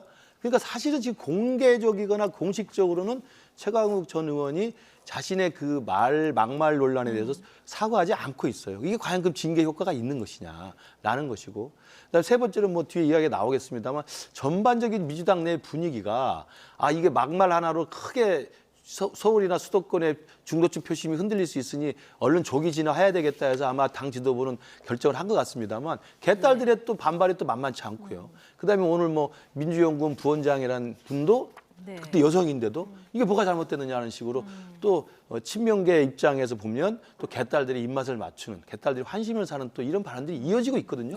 과연 이렇기 때문에 저는 민주당 전체가 이 성인지 감수성이 이렇게 일천하다고 하는 이런 발언 하나하나에 대해서도 일사불란하게 반성하는 모습 재발 방지를 약속하는 모습. 이것보다는 그냥 대충 모양만 징계를 내리고 두리뭉실 또 넘어가려고 하는 게 아닌가라는 의심을 할 수밖에 어제는 없다고 좀 봅니다. 비상 징계라는 방법으로 굉장히 신속히 결정을 한 건 있는데 조금 전에 이제 남영희 민주연구원 부원장 얘기를 해주셨으니까 네, 저희가 녹취를 준비했거든요.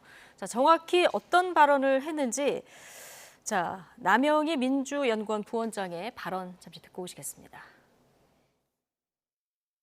그 말을 왜 못합니까? 그 말을 왜 못하냐? 저도 그 얘기야. 아니 분명히 사과했습니다. 아이고, 대선 후보 참. 때 본인이 나서지 않겠다고 사과했습니다. 내조만 하겠다고 얘기했는데 그것이 다 거짓말이지 않았습니까? 그것을 빗대어서 동물 농장에 나온 그 상황들을 설명한 것이 무엇이 그렇게 잘못됐단 말입니까? 이 발언이 뭐가 그렇게 잘못됐냐? 자, 민주연구원 부원장의 발언입니다. 이거 국민들을 향한 발언입니까? 정확하게는 이제 지지층, 강성 지지층을 향한 발언이죠. 뭐 이제 좀 급하다, 뭐 이런 느낌이니까 급한 거는 저 남인순 부원장님이 공천이 급하구나 이게 지지자들의 남인순이 아니고요. 죄송합니다. 남영애 네. 죄송합니다. 네. 아 큰일 날 뻔했네요. 예, 예. 그러니까 남영희 부원장이 이제 급하다 이런 생각이 들고요. 그러니까 이 정확하게 지금 저 평론에서 잘못된 거는 뭐냐면은. 김건희 여사를 비판하는 게 지금 잘못됐다라고 하는 사람이 아무도 없어요. 저도 무지막지하게 비판을 합니다. 예. 근데 그 표현이라는 설치는 암컷이라는 표현이 굉장히 부적절하고 여성을 비하하는 이런 표현이라는 거예요. 그러니까 이게 그러니까 증오의 감정이 있어서 이렇게 나오는 건데 제가 그러면은 이거는 그냥 미러링이에요. 일종의 미러링. 예. 법카 지 맘대로 사용하는 암컷 뭐 이렇게 얘기를 하면은 이게 누구를 지칭하시는 다 이해가 되실 거예요. 이재명 대표의 배우자인 김혜경 여사를 지금 김혜경 씨를 얘기를 하는 건데 법카 지 맘대로 쓰는 암컷 뭐 이렇게 얘기를 하면은 듣기 좋으십니까? 그러니까 민주당 지지자들한테 이게 아무 문제도 없다라고 하시는 분들한테 제가 얘기를 하는 거예요. 예. 부적절한 단어예요. 뭐가 됐든. 이게 왜 부적절한지를 생각해봐라. 예, 제가 그러니까 이거 예시를 들어드린 예. 겁니다. 그러니까 이게 지금 아무것도 문제가 안 된다라고 생각하는 분들은 이상한 거예요. 그러니까 이게 뭐 다른 거를 떠나가지고 이상하다라는 걸 본인들이 좀 인정을 하시고 네. 징계가 세다 안 세다 이런 거를 제가 뭐 할 수는 있을 것 같은데 이게 아무 문제도 없다. 김건희 여사를 비판하지 말라라는 게 아니잖아요. 그러니까 좀 이런 부분은 조금 좀 어떤 일반 국민들의 상식에 좀 맞출 필요가 있습니다. 남인순 의원 이름이 나왔으니까 얘기를 좀 해보면 박원순 전 시장 성추행 사건 때 민주당에서 이제 피해 호소인 이 남인순 의원도 그때 이 발언을 그렇죠. 해서 좀 비판도 받았었고 했는데 지금 어제 여성 의원들이 성명을 내긴 했는데 징계가 이루어진 다음에 조금 늦게 나오다 보니까 여기에 대해서도 좀 시선이 곱지 않은 것 같아요. 그때 당시 2020년을 좀 떠올리시는 분들도 있고요. 맞습니다. 그러니까 민주당 내에서 이제 여성에 대한 그 비하 발언이라든지 그리고 성추행 관련된 비위가 있었다든지 네. 그리고 또 먼저 거슬러 올라가면서 사실은 안희정 지사의 미투 사건부터 사실 거슬러 올라가지 않습니까? 그리고 박원순 서울특별시장의 성 관련된 사건 이런 모든 사건이 엄청난 충격을 준 사건이었고 진보 진영에서 인권과 평등을 주장하는 진보 진영 민주당에서 그런 식의 비위 사건이 있었다는 것이 충격적이었는데 그때 당시에도 민주당 내 여성 의원들은 침묵을 지켰거나 굉장히 뒤늦은 대응을 했거나 왜곡된 대응을 했습니다. 아까 이야기했던 것처럼 당시 남인순 의원 같은 경우는 피해 호소인이라는 단어를 썼고 예. 고민정 의원도 마찬가지였고요. 이제 그것 때문에 사실은 그 민주당 내에서 진보 진영에서 그분들은 대부분 또 뭐가 있냐면 여성 운동을 계속 했던 분들이에요. 여성의 인권 향상을 위해서 오랫동안 시민단체에서 활동해왔던 그 경력으로 민주당의 의원이 되신 분들입니다. 네. 그런 분들이 입을 다물고 침묵하고 있거나 그런 분들이 피해 호소인이라는 말도 안 되는 단어를 만들어내거나 뭐 아까 그 남영희 부원장도 마찬가지 여성이지만 그게 왜 잘못됐느냐라고 스스로 그걸 정당화하거나 이런 식의 좀 말도 안 되는 행태들이 반복이 되기 때문에 과연 민주당 내에 성과 관련된 민주당 안의 여성 현역 의원들의 인식이 무엇인지가 궁금할 수밖에 없어요. 예. 그리고 아까 말씀하신 것처럼 이번에 이 설치는 암컷이라는 말도 안 되는 이 발언을 했을 때 바로 먼저 해야 되는 것은 민주당 내에서 여성 인권 향상을 위해서 노력했던 여성운동가 출신 현역 의원들이 집단적으로 성명을 먼저 냈어야 됩니다. 네. 그러나 눈치만 보고 있었다는 거 아니겠습니까? 예. 그리고 나서 당 지도부가 알아서 해주길 바랐다는 겁니다. 홍익표 원내대표가 그 나중에 비하인드 스토리를 설명하는데 안 한 게 아니다. 자기한테 문자하고 전화해서 빨리 당 지도부가 좀 일을 해달라는 건데 본인이 나서야지 왜 당 지도부한테 그 떠넘깁니까? 예. 그리고 나서야 그 6개월 정지를 하니까 그 다음부터 이제 그냥 뻔한 정도의 성명서를 낸 거 아니겠습니까? 저는 그렇게 보기 때문에 민주당 내 여성운동 출신의 현역 의원들의 이른바 인권과는 사실 여성에게 대해서 오히려 더 편파적이고 편향적이다 이런 의심을 할 수밖에 없다 봅니다. 근데 국민의힘 내에서도 지금 뭐 의원이나 전 의원은 아니지만 네네. 국민의힘 관계자 입에서 여성 정치인을 하기 위해서는 젖소라는 또 글이 나와서 논란이거든요. 뭐 이 또한 그러면 뭔가 입장 표명이 좀 있어야 되는 거 아닌지 일단 이게 어떻게 된 일인지 설명을 좀 해주시겠습니까? 동두천의 이제 예. 손수조 전 후보죠. 지난번에 이제 부산에서 출마를 했다가 이제 낙선한 후보인데 동두천에 다시 한번 출마를 할 의지를 가지고 동두천에서 활동을 하는 모양이에요. 네. 그러다 보니까 기존의 동두천에 현역 의원이 있지 않습니까? 예. 그 아마 현역 의원과 관련된 관계자가 뭐 지역은 다 그렇습니다만 기존의 당협위원장이나 현역 의원이 있을 때 다시 이제 경쟁해 보겠다고 들어온 사람하고는 감정상 굉장히 불편해요. 그런 과정에서 아마 그 지금 동두천의 현역 의원의 관계자거나 그 네. 현역 의원 측 사람이 지금 아마 뭐 화면에 얼굴이 나오니까요. 김성원 동두천시의 의원이죠. 의원은 한 분밖에 안 계시니까요. 그렇습니다. 김성원 의원인데 그 김성원 의원 측 회관실 관계자든 의원 측 관계자가 아마 그 댓글이나 이런 방식으로 좀 감정을 억제하지 못하고 네. 저렇게 썼던 것 같아요. 굉장히 부적절한 표현이고요. 저는 김성원 의원도 아마 이에 대해서는 만약에 의원회관에 정식으로 근무하는 보좌진이라고 한다면 네. 뭐 사과를 하거나 해명을 해야 될 필요가 있다고 봅니다. 예. 그러니까요. 뭐 개나 소나 이 얘기를 하면서 가로 열고 젖소네 이렇게 써가지고 지금 굉장한 파장이 시작이 된 건데 자 어떻습니까? 지금 국민의힘에서 민주당 내에서 이 최강욱 의원 막말에 대해서 같이 있었던 뭐 의원들의 반응이 없다 이 비판을 하고 있는데 자, 이 부분에 대해서 어쨌든 본인의 발언이 아니더라도 자. 관계자 아니겠습니까? 그러면 어떤 의원실에서라도 입장이 나와야 되는 거 아닌지 또 국민의힘 내 여성 의원들의 반응도 좀 나와야 되는 거 아닌지 어떻게 보십니까? 그러니까 뭐 이런 부분에 있어서는 무슨 뭐 정파 뭐 이런 거를 떠나서 그냥 똑같은 기준으로 똑같이 생각을 하면 될 것 같아요. 네. 이런 부적절한 발언을 한 것에 대해서는 당사자들이 사과를 하는 게 맞고요. 그리고 징계 수위에 있어서는 뭐 논란이 있을 겁니다. 뭐 이제 최강욱 의원 같은 경우에는 징계를 이제 받을 거고 이제 뭐 저기 김성원 의원 비서관은 뭐 어떻게 될지는 모르겠으나 그거에 대해서는 이견이 있을 수 있고 저는 뭐 그 이견이 있는 거고 가지고 뭐라고 하는 건 아니에요. 왜냐하면 정말 세상에 뭐 굉장히 많은 다양한 사람들이 있잖아요. 뭐 지지자들이 뭐 이를테면 최강욱 의원 징계가 과하다. 다른 사람들 뭐 이를테면 수박은 징계도 안 하면서 뭐 이렇게 징계하는 게 맞냐 뭐 이렇게 그런 의견을 가진 분들도 있는 게 사실은 민주주의입니다. 그러니까 네. 그거를 너무 확대해서 생각할 필요는 없다라는 거고 중요한 거는 이런 상황에서 조금 당사자들이 먼저 그러니까 당 지도부에서 강력하게 푸시를 하는 게 맞을 것 같아요. 왜 그러냐면은 어쨌든 지지자들 중에서는 생각이 다른 분들도 네. 있기 때문에 이거에 대해서 조금 눈치를 지금 특히 총선 앞두고는 뭐 이를테면 당원 투표 50에 국민 경선 50으로 이렇게 민주당에서는 룰이 정해져 있으니까 당원들은 무시할 수 없거든요. 그런 부분들이 조금 어려움을 겪는다라고 한다면은 이거는 지도부에서 좀 더 강력하게 어떤 조치를 취하고 그런 네. 것들을 조율을 해가지고 나오는 예. 이런 방식으로 이제 가야 되지 않을까 네. 그런 생각이 듭니다. 예.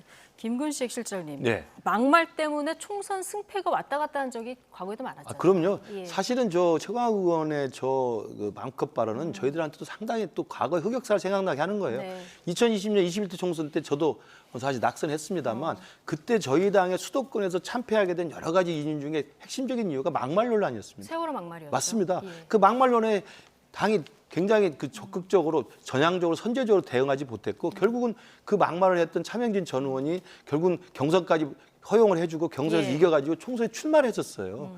사실 그러한 막말들이 평소에는 투표장에 나서지 않았던 젊은 층의 분노를 동원했던 겁니다. 네. 그래서 투표율이 상당히 높아졌었거든요.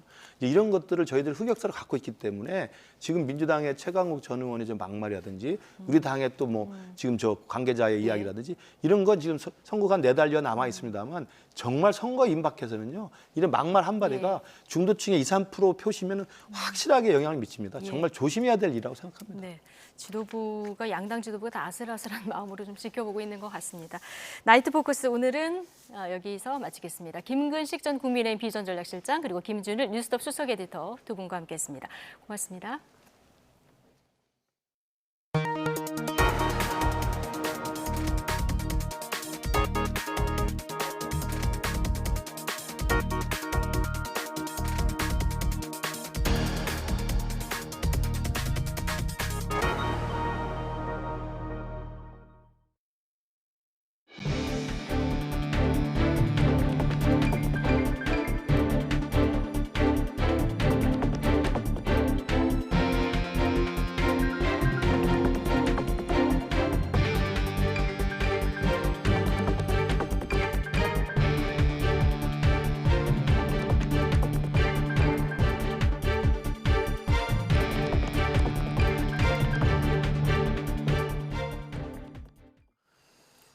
서울을 비롯한 중북부와 경북 일부에 오늘 오후 4시에 한파특보가 발표됐습니다. 강원도 태백과 정선, 강원 산간과 경북 북동 산간에는 한파경보가, 서울을 비롯한 수도권과 영서, 경북 일부에는 한파주의보가 내려졌습니다. 기상청은 밤사이 북서쪽에서 상층 온도가 영하 40도에 달하는 찬 공기가 남하하며 내일 아침 기온이 오늘보다 10도에서 15도가량 크게 떨어지겠다고 밝혔습니다. 내일 아침 기온은 대관령 영하 7도, 철원과 파주 영하 6도, 서울 영하 4도, 안동 영하 3도가 예상되고 강한 바람이 불면서 체감 온도는 더 낮아 무척 춥겠습니다. 네, 올해 겨울은 예년보다 덜 춥지만 12월과 1월에는 북극발 기습 한파가 찾아오면서 기온 변화가 무척 심할 것으로 보입니다. 또 12월에는 서해안과 남해안에, 1월에는 동해안에 폭설이 예고됐습니다. 올겨울 날씨 전망 정혜연 기자의 보도입니다. 올겨울 기온이 예년보다 높을 것이란 전망의 핵심은 엘니뇨입니다. 현재 엘니뇨 감시구역의 해수면 온도는 평년보다 1.8도 높습니다. 이런 조건이 필리핀 해와 일본 동쪽에 영향을 주게 되면 따뜻한 바람이 우리나라로 불어들며 기온이 높아지는 겁니다. 반면 북극 바다 얼음 면적이 크게 준 것은 북극 한기가 남하하며 추운 겨울을 만드는 요인으로 작용합니다. 유라시아와 티베트 지역에 많은 눈이 내린 것도 겨울철 찬 공기가 내려올 수 있는 조건이 됩니다. 기상청은 겨울철 기온을 높이는 요소와 낮추는 요소들을 검토한 끝에 전반적인 기온은 예년보다 높을 것으로 예보했습니다. 덜 추운 겨울이 된다는 얘기입니다. 기온을 상승할 수도 있고 또한 하강시킬 수 있는 요인들도 올 겨울에는 팽팽하게 맞서고 있습니다. 모니터링과 감시가 강화돼야 되겠고요. 하지만 12월 초반과 1월 중후반에 영하 10도를 밑도는 강력한 북극 한파가 찾아올 가능성을 예고했습니다. 올겨울 강수량은 예년과 비슷하거나 다소 많을 것이란 전망도 나왔습니다. 12월에는 서해안에 폭설이, 남해안에는 많은 비가 내리겠습니다. 또 1월에는 지형적인 영향으로 동해안에 폭설이 쏟아질 것으로 보입니다. YTN 정혜윤입니다. 정부가 북한의 군사정찰 위성 발사에 대응해 9.19 군사합의 일부의 효력을 정지하자 북한이 사실상 9.19 합의 파기를 선언했습니다. 북한 국방성은 성명을 통해 지상과 해상, 공중을 비롯한 모든 공간에서 충돌을 방지하기 위해 취했던 군사적 조치들을 철회하고 군사분계선 지역에 강력한 무력과 신형 군사장비들을 전진 배치하겠다고 밝혔습니다. 또 정찰위성 발사의 정당성을 주장하고 군사분계선 일대의 정세가 한국의 실책으로 통제불능에 놓이게 됐다며 이에 대한 대가를 치러야 한다고 주장했습니다. 우리 정부는 적반하장식 억지 주장이라고 비판했습니다. 통일부는 북한이 군사분계선 지역에 신형 군사장비들을 전진 배치하겠다는 등의 위협을 가한 것을 강력히 규탄한다고 밝혔습니다. 외교부도 북한의 정찰위성 발사를 거듭 규탄하고 도발에는 분명한 대가가 따른다는 것을 보여주기 위해서 우방국들과 함께 독자 제재를 계속 검토하고 있다고 밝혔습니다. 북한이 정부의 대응 조치에 반발해 9.19 남북 군사 합의를 사실상 파기한 걸 두고 정치권 반응은 엇갈렸습니다. 여당은 9.19 합의를 굴종적 조약이라고 비판하면서 북한이 우리 정부의 정당한 조치를 꼬투리 잡았다고 날을 세운 반면에 야당은 마지막 안전핀이 제거돼 충돌 우려가 커졌다고 우려했습니다. 손효정 기자입니다. 북한이 발사한 군사 정찰위성 관련 동향과 우리 군의 대응 방안 등을 점검하기 위해 긴급 소집된 국방부 대상 국회 현안 질의. 여당은 수차례 9.19 군사 합의를 어긴 북한이 우리 정부의 대처를 빌미 삼아 합의 파기를 선언했다고 비판했습니다. 북한과 맺었던 모든 조약이나 선언들 절대로 먼저 깨한 적이 없습니다. 이번에 9.19 군사 합의가 문제가 되는데 이것도 정말로 무능하게 맺은 굴종적인 조약이 특히 군사분계선 인근 비행 금지구역 조항의 효력을 정지한 건 적절한 조치였다며 더 적극적인 방어와 대응을 주문했습니다. 북한의 잇따른 도발에 손 놓고 있을 수 없는데도 야당은 되려 여권의 북풍몰이를 의심하는 망언을 쏟아내고 있다고 날을 세웠습니다. 이재명 대표가 과거의 북풍처럼 휴전선의 군사 도발을 유도하거나 충돌을 방치하는 상황이 오지 않을까 걱정이다. 있을 수 없는 저는 정말 망언을 하셨다 저는. 민주당은 북한이 명백히 유엔 안보리 결의를 위반했다고 성토하면서도 정부의 후속 대응 방식은 문제 삼았습니다. 9.19 합의 일부 조항의 효력을 정지하면 북한이 파기로 맞불을 놓을 거란 건 예측할 수 있었는데도 단행했다는 겁니다. 지난 5년간 겨우 마지막 안전핀 역할을 했었던 것이 이제는 완전히 제거가 되는 그런 형국으로 가고 있는데요. 정말로 이것은 심각한 상황이다. 한반도 긴장 고조로 이득을 보는 건 남북의 정권뿐이라며 총선용 안보 불안 조성 아니냐는 의혹도 거듭 제기했습니다. 정치적 이해관계에 충실한 이런 접근법들을 착착착 진행시켜 나가고 있는 거다. 마치 남북 정권이 티키타카라듯이 정밀한 호흡을 맞춰서 가고 있는 거다. 탄핵안과 쌍특검 등 쟁점 현안을 놓고 기싸움을 벌이는 여야가 안보 정책을 놓고도 이견을 보이면서 연말 전국의 대치 전선이 더 가팔라지고 있습니다. YTN 손효정입니다. 북한의 정찰위성 발사에 대해서 주요 7개국 G7은 공동 성명을 통해 강력히 비난에 나서며 러시아와 북한의 군사적 밀착에 견제구를 날렸습니다. 일본은 위성 궤도 진입에 성공했다는 북한의 주장에 여전히 유보적인 입장을 나타내고 있습니다. 도쿄에서 김세호 특파원입니다. 북한의 군사정찰 위성 발사에 대해 G7 국가들은 한 목소리로 강력히 비난했습니다.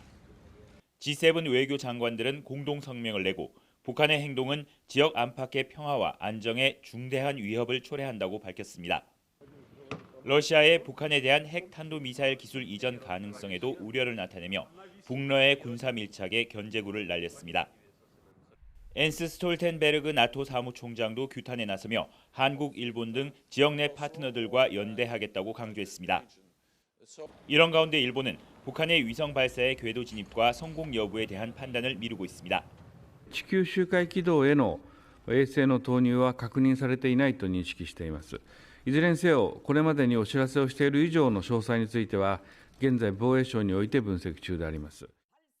아사히 신문은 정찰 위성이 우주 궤도 진입에 성공했다는 북한 발표에 대해 일본 내 회의적인 시각이 여전하다고 보도했습니다. 특히 일본 정부 관계자들은 위성이 궤도 진입에 필요한 속도에 이르지 못했다고 판단하는 것으로 보인다고 전했습니다. 다만 마이니치 신문은 북한 발사체의 낙하물이 모두 예상 지점에 떨어졌다는 점을 주목하며 미사일 기술의 진전을 이뤘다고 설명했습니다. 일본 정부도 북한이 미사일 발사를 반복하면서 탄도미사일 능력이 고도화되고 있다는 점은 인정하며 긴장의 끈을 놓지 않고 있습니다.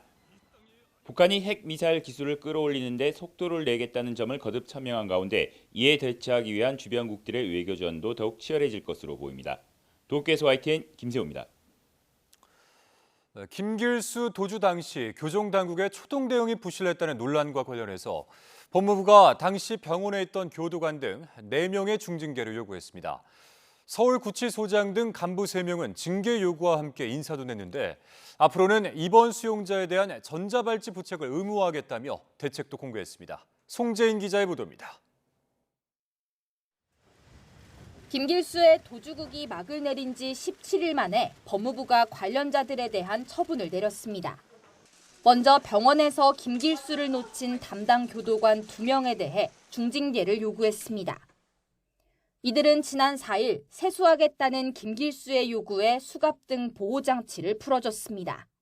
김길수가 화장실에 있는 사이 한 명은 물을 들어가며 자리를 비웠고 지키고 있던 나머지 한 명마저 잠시 한눈을 팔면서 김길수의 63시간에 걸친 도주극이 시작됐습니다.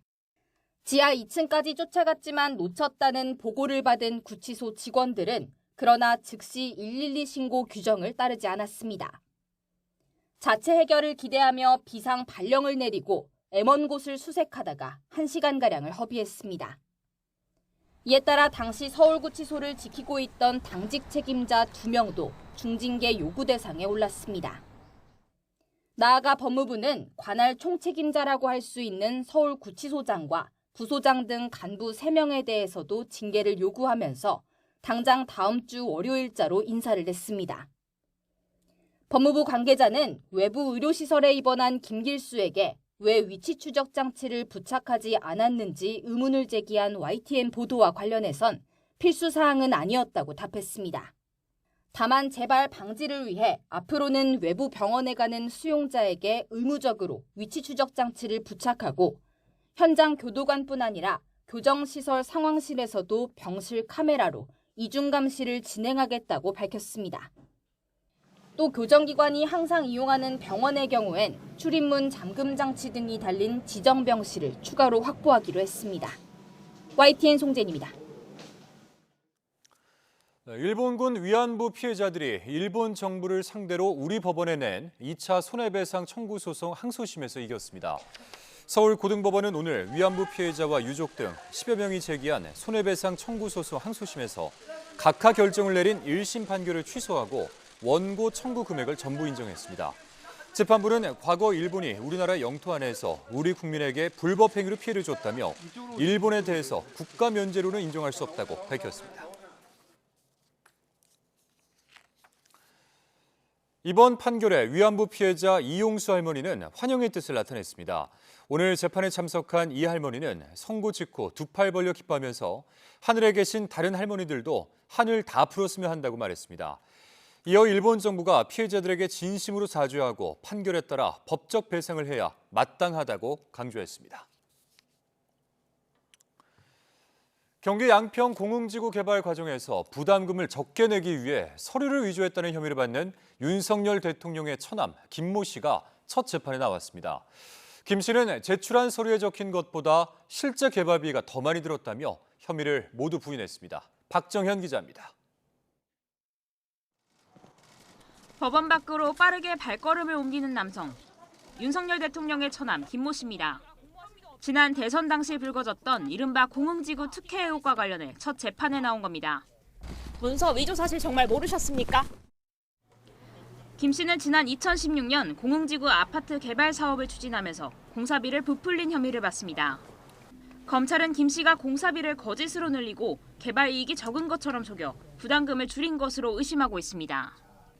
이 과정에서 김 씨가 개발 비용 산정을 담당하는 용역업체 직원들과 공모해 위조 문서를 작성했고 실제보다 멀리 있는 곳에서 토사를 운반한 것처럼 서류를 끄며 비용이 더 많이 나온 것처럼 속였다는 겁니다.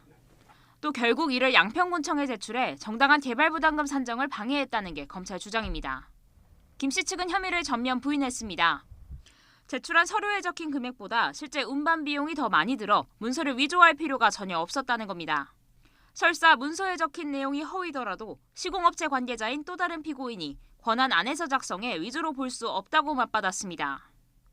공모집행 방해 혐의에 대해서도 담당 공무원이 현장 조사 등 사실관계를 충분히 확인하지 않고 보고서를 승인한 만큼 혐의가 성립되지 않는다고 강조했습니다. 개발부담금 산정 용역업체 대표 등 김 씨와 함께 재판에 넘겨진 다른 피고인들도 개발비를 조작할 의도나 허위 문서인지 알지 못했다며 혐의를 부인했습니다. 앞서 공흥지구 사업 기한을 임의로 늘려주는 등 혐의로 기소된 양평군 공무원들도 지난달 30일 열린 첫 재판에서 혐의를 부인했습니다. YTN 박정현입니다.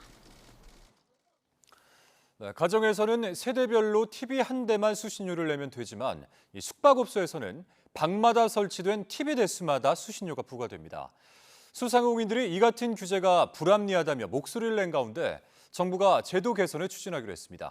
황보혜경 기자입니다. 현장 국민판정단이 OX 팻말을 들고 투표에 참여합니다. 규제 개선에 찬성한다는 의견이 절반을 훌쩍 넘었습니다. 찬성이 94, 반대가 51입니다. 중소벤처기업부 주최로 소상공인 골목 규제 해소를 위한 토론회가 열린 겁니다. 바이오와 모빌리티 분야에 이어 이번이 네 번째로 규제 개선을 위한 과제 선정에 국민이 직접 참여하는 방식으로 진행됐습니다. 우선 숙박업소 업주들은 TV 수신료 부담을 호소했습니다.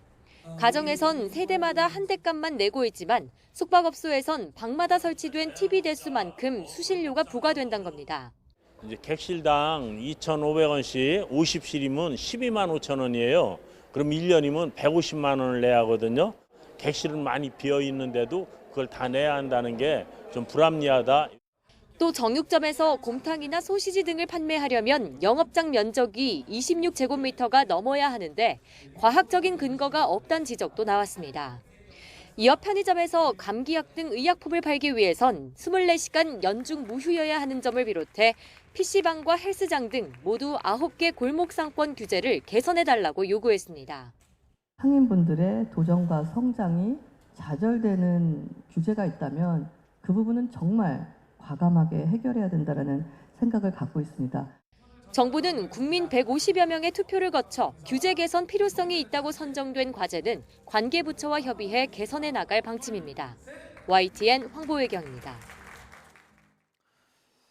전기차 택시가 건물로 돌진해 택시와 건물이 순식간에 불길에 휩싸인 사고가 부산에서 있었는데요.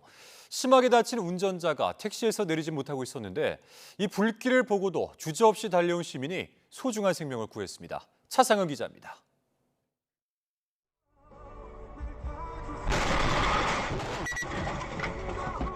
내리막길을 질주한 전기차 택시가 건물을 들이받습니다.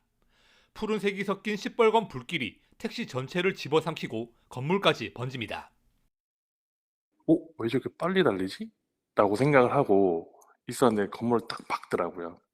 바로 불이 나길래 차 후진을 해서 세워놓고 이제 소화기 꺼내러 갔었죠. 70대 택시 운전자가 사고 충격과 화염에 다쳐 빠져나오지 못하자 누군가 운전석 쪽으로 달려갑니다. 거센 불길에 자신도 위험할 수 있었지만 주저하지 않고 운전자를 구해냅니다. 불길이 점점 치솟는데 차 문은 살짝 이제 열리는데 운전자가 안에서 불타고 있어가지고 그래서 나오나 했는데 못 나오길래 빨리 가가지고 주변에 아무도 없는 것 같았고 저만 있다 생각하니까 가게 되더라고요. 근처에 있던 시민들도 소화기를 들고 달려나와 불이 더 번지는 걸 막으려고 안간힘을 씁니다. 택시기사는 얼굴 등에 화상을 입어 병원으로 이송됐지만 생명에는 지장이 없는 상태입니다. 사고가 난 전기차입니다. 불이 쉽게 끄지지 않아 차체를 제외한 나머지가 불에 완전히 타버렸습니다. 전기차 화재는 배터리가 800도 이상 타오르는 열폭주 현상으로 2시간 넘게 이어지는 경우가 많습니다. 이번에는 소방당국이 이동식 소조를 설치해 배터리를 물에 가둔 덕분에 50분 만에 끌 수 있었습니다. 경찰은 국과수의 사고차 정밀 감식을 의뢰하고 택시기사 진술과 당시 촬영된 영상 등을 토대로 구체적인 사고 원인을 조사할 계획입니다. YTN 차상입니다. 익명의 기초생활수급자가 자기보다 어려운 이웃을 위해 써달라며 4천만 원을 기부했습니다. 전북 정읍시에 따르면 기부자는 어제 오전 정읍 연지동 주민센터를 찾아 조용히 선행을 베푸고 싶다며 봉투를 건네고 사라졌습니다. 정읍시는 기부자의 뜻에 따라 전북 사회복지 공동모금회를 통해 저소득층을 돕는 데 성금을 쓸 예정입니다. 안건협의 불발로 애초 오늘로 예정됐던 국회 본회의가 무산된 가운데 쟁점 현안을 둘러싼 여야의 기싸움은 더욱 가열되고 있습니다. 이동관 탄핵안 등을 추진하는 더불어민주당은 오는 30일에 본회의는 반드시 열어야 한다는 입장인 반면 국민의힘은 예산안 합의가 없으면 본회의도 없다며 의회 폭거를 멈추라고 거세게 반발했습니다. 이준엽 기자의 보도입니다. R&D와 지역화폐 등 내년도 예산안 핵심 쟁점을 두고 대치 중인 여야가 다음 주 국회 본회의 개최 여부를 놓고 다시 맞붙었습니다. 오는 30일과 다음 달 1일 본회의를 반드시 열어야 한다는 민주당은 본회의 개최는 여야 합의 사항이라는 점을 강조하고 있습니다. 애초 예산안 처리를 위한 본회의였지만 이동관 방송통신위원장과 검사 탄핵안 등 다급한 현안 처리를 더는 미룰 수 없다는 겁니다. 그리고 민주당은 당초 여야 합의대로 오는 30일 본회의를 열어서 이동관 방통위원장에 대한 탄핵안을 반드시 처리할 계획이고요. 여기에 대장동 50억 클럽과 김건희 여사 주가 조작 의혹 등을 규명하기 위한 이른바 쌍특검 처리 가능성도 열어놓으며 대여 압박 강도를 높였습니다. 반면 국민의힘은 민주당이 내년도 나라 살림 문제를 정하기 위한 본회의조차 정쟁과 당리당략에 악용하고 있다며 막장 정치를 멈추라고 반격했습니다.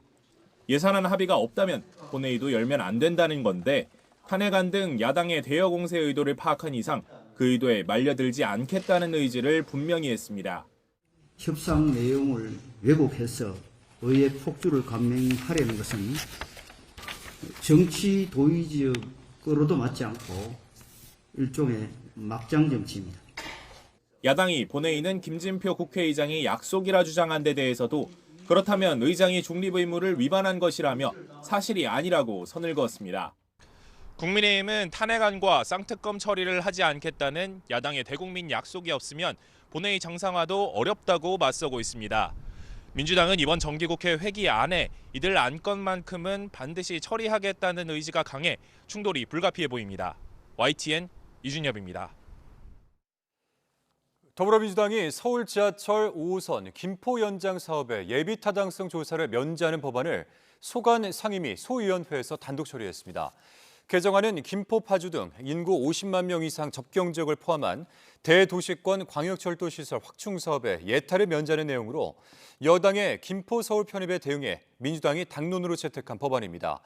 국민의힘 소속 기재위원들은 성명을 내고 민주당이 국가재정을 파탄내는 입법 폭거를 일으켰다며 특정 지역구 의원을 위해 국가재정 사유화를 공식화하는 무책임한 입법 선례를 만들었다고 반발했습니다. 우리나라가 유네스코 세계유산 등재를 심사하고 또 결정하는 세계유산위원회 위원국으로 선출됐습니다. 사도 광산 등을 등재하려는 일본을 견제하고 우리 입장을 피력할 수 있는 통로가 열렸습니다. 서범국 기자가 보도합니다. 우리나라는 세계유산협약 당사국 총회에서 세계유산이 신규 회원국에 뽑혔습니다. 아시아주 그룹 내 공석 중 한 자리를 채우며 카자흐스탄, 베트남 등 8개 나라와 함께 진입했습니다. 통산 4번째 세계유산이 선출인데 올해부터 2027년까지 위원국으로 활동하게 됩니다. 외교부는 이번 당선이 세계유산 제도에 대한 기여를 바탕으로 한 적극적인 외교 교섭의 성과라고 평가했습니다. 세계유산위는 각국이 제출한 세계유산 목록을 심사해 이 가운데 문화유산, 자연유산, 복합유산을 선정합니다. 역사적, 문화적, 자연적 중요성 등 다양한 기준을 고려합니다. 일제강점기 조선인 강제노역 현장인 일본 사도광산 등재가 내년 최종 결정을 앞두고 심사 중인 상황에서 의미 있는 성과입니다. 일본은 2년 전 선출돼 2025년까지 활동하는 상황. 심사 과정에서 일본을 견제하고 우리 입장을 적극 피력할 수 있는 통로가 열렸기 때문입니다. 역시 논란의 대상인 군함도, 즉 하시마 탄광 등 일본 근대 산업시설에 대한 관리 현황도 심사 대상인 만큼 우리 목소리를 얼마나 반영할 수 있을지 주목됩니다. YTN 서봉국입니다. 공기업으로부터 YTN의 최대 주주 지분을 낙찰받은 유진그룹 측에 대한 방송통신위원회의 최다액 출자자 변경 승인 심사가 본격화하고 있습니다. 자, 그런데 이 방통위원들의 자격과 공정성뿐만 아니라 심사 과정을 두고 심각한 우려가 제기되고 있습니다. 과거 다른 방송사 사례를 보면 심사 기본 계획을 의결하는 데만 최대 석 달이 걸렸는데 YTN은 단 하루 만에 의결이 이루어졌습니다. 유례 없는 졸속 심사라는 비판이 나오는 이유입니다. 박기환 기자가 보도합니다. 한전 KDN과 마사회의 YTN 지분 30.95%에 대한 매수 계약을 마친 유진그룹은 지난 15일 방송통신위원회에 최다액 출자자 변경 승인을 신청했습니다. 신청이 접수되자 방통위는 기다렸다는 듯 후속 절차를 진행했습니다. 신청 당일 오후 늦게 다음 날 전체 회의 소집을 공지한 뒤 심사 기본 계획 의결까지 일사천리로 마쳤습니다. 단 하루 만에 심사 준비 과정을 마무리한 겁니다. 확인이 가능한 다른 방송사의 사례를 보면 승인 신청이 접수되고 심사 기본 계획이 의결되기까지 짧게는 한 달, 길게는 석 달 가까이 걸렸습니다. 통상 심사 기본 계획이 의결되기 전에 경영계획서 등 관련 서류를 면밀히 검토하고 자료 보완을 요구하는 과정을 거쳤기 때문입니다. 방통위는 YTN과 함께 심사가 진행되는 연합뉴스 TV에 대해서도 신청 3일 만에 심사 기본 계획을 의결했습니다. 공공성과 공익성을 엄격히 따져야 하는 보도 전문 채널 두 곳에 대한 심사가 유례없는 속도로 진행되면서 우려의 목소리가 나오고 있습니다. 경영 상황에 대한 분석도 해야 되고, 그다음에 가장 중요한 게 이제 보도 부분의 방송 계획이겠죠. 뭐 이러한 것들이 정말 그 짧은 기간에 다 검토할 수 있느냐, 내실 있게 검토했느냐, 그 단기간에 했다는 것은 사실은 심사 자체가 유실하게 진행될 우려가 있는 거죠. 공정한 심사를 약속한 방통위가 사실상 심사의 기한과 결론을 미리 정해놓고 밀어붙이는 것이 아니냐는 지적도 제기되고 있습니다. YTN 박견입니다. YTN 노조가 방송통신위원회 위원장과 부위원장 2인 체제에서 유진그룹의 YTN 최대 주주 변경 심사는 이해 충돌이라며 심사 기피 신청서를 제출했습니다. 전국 언론노동조합 YTN 지부는 이상인 부위원장은 유진그룹 유경선 회장 변호인 출신으로 사주 일가와 가까워 심사의 공정성을 기대하기 어렵다고 지적했습니다. 또한 이동관 위원장은 검증 보도를 빌미로 YTN 기자들을 형사 고소하고 8억 원 손해배상을 청구한 직접적인 이해 당사자라고 주장했습니다. 올해 수능을 치르던 자녀가 부정행위로 적발되자 학부모가 이 감독관의 근무지를 알아내고 또 직접 찾아가서 항의하는 소동이 벌어졌습니다. 학교 측은 당시 CCTV와 녹취록을 교육청에 제출하고 교권보호위원회를 개최할 방침입니다. 신지원 기자입니다. 지난 16일 서울의 한 수능 시험장에서 수험생 한 명이 부정행위로 처리됐습니다. 시험 종료령이 울린 뒤에도 답안지 마킹을 계속하려다 감독관에 적발된 겁니다. 그런데 다음 날 감독관의 근무지를 알아낸 수험생과 학부모가 직접 학교로 찾아왔습니다. 이후 며칠간 학교 앞에서 교직에서 물러나라며 피켓 시위를 벌였고 수험생의 아버지는 학교 교무실로 진입하려다 제지당했습니다. 아버지께서 물리력을 동원해가지고 해당 선생님을 만나기 위해서 학교로 진입하려고 하셨어요. 선생님을 협박하고 겁박하고 또 학교 측과의 통화에서 자신이 변호사라며 아이 인생을 망가뜨렸으니 감독관의 인생도 망가뜨려주겠다고 말한 것으로 알려졌습니다. 해당 교사는 정신적 고통을 호소하며 병가를 내고 교권보호위원회 개최를 요청했습니다. 학교도 수험생 학부모의 모습이 담긴 CCTV 영상과 녹취록을 교육지원청에 증거로 제출했습니다. 수험생 학부모는 수능 당일 자녀가 감독관 명찰 이름을 받고 고사장 근처 학교들에 전화해 교사의 근무지를 확인했다고 주장한 것으로 전해집니다. 다만 학교 측은 그런 전화를 받은 적이 없다는 입장이어서 감독관 개인정보 보호 필요성이 제기되고 있습니다. 조희연 서울시 교육감은 감독관 신원을 개인적으로 확보해 협박하는 것은 매우 잘못된 이의제기 방법이라며 고발 조치를 검토하는 등 단호히 대처하겠다고 밝혔습니다. YTN 신지원입니다. 대전의 한 고등학교에 들어가 교사에게 흉기를 휘두른 20대에게 중형이 선고됐습니다. 대전지법은 20대 A씨에게 살인 미수죄로 징역 18년을 선고하고 위치 추적 전자장치 부착 10년을 명령했습니다.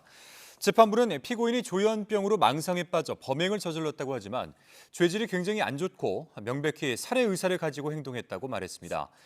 이어서 다시 범죄를 범할 위험성이 인정돼 전자장치 부착을 명령한다고 서명했습니다. 이스라엘과 하마스가 합의한 교전 중단과 인질 석방 시점이 당초 오늘로 예상됐었지만 더 늦어질 것으로 보입니다. 이스라엘은 돌연 협상이 아직 진행 중이며 내일까지 인질 석방이 이루어지지 않을 것이라고 밝혔습니다. 최영주 기자입니다. 이스라엘 국가안전보장회의가 현지 시간 24일까지 인질 석방은 없다고 밝혔습니다. 이에 따라 나흘간의 일시 교전 중단 발효 시점도 당초 예상보다 하루 이상 늦춰졌습니다. 이스라엘 측은 구체적 이유는 밝히지 않은 채 협상이 계속 진행 중이라고만 밝혔습니다. 원래 합의안에 따라 인질 석방이 개시될 것이라면서도 이행을 위한 세부 사항들이 아직 최종 타결에 이르지 못했다고 외신들은 전했습니다. 앞서 이스라엘 군 대변인도 인질 송환은 복잡한 과정을 거쳐야 한다며 시간이 걸리고 몇 단계에 걸쳐 지속될 수 있다고 밝혔습니다. Israel is still at war with Hamas and we are committed achieving our goals. Defeat Hamas and bring all our hostages home. 이스라엘은 후속 협상을 위해 정보기관 모사드의 국장을 카타르로 급파한 것으로 전해졌습니다. 양측이 더 논의해야 하는 사안은 석방 대상 인질과 수감자 명단 결정, 막교환 경로 등입니다. 앞서 이스라엘과 하마스는 나흘 동안 휴전을 해 어린이와 여성 등 인질 50명과 팔레스타인 수감자 150명을 막교환하는 안에 합의했습니다.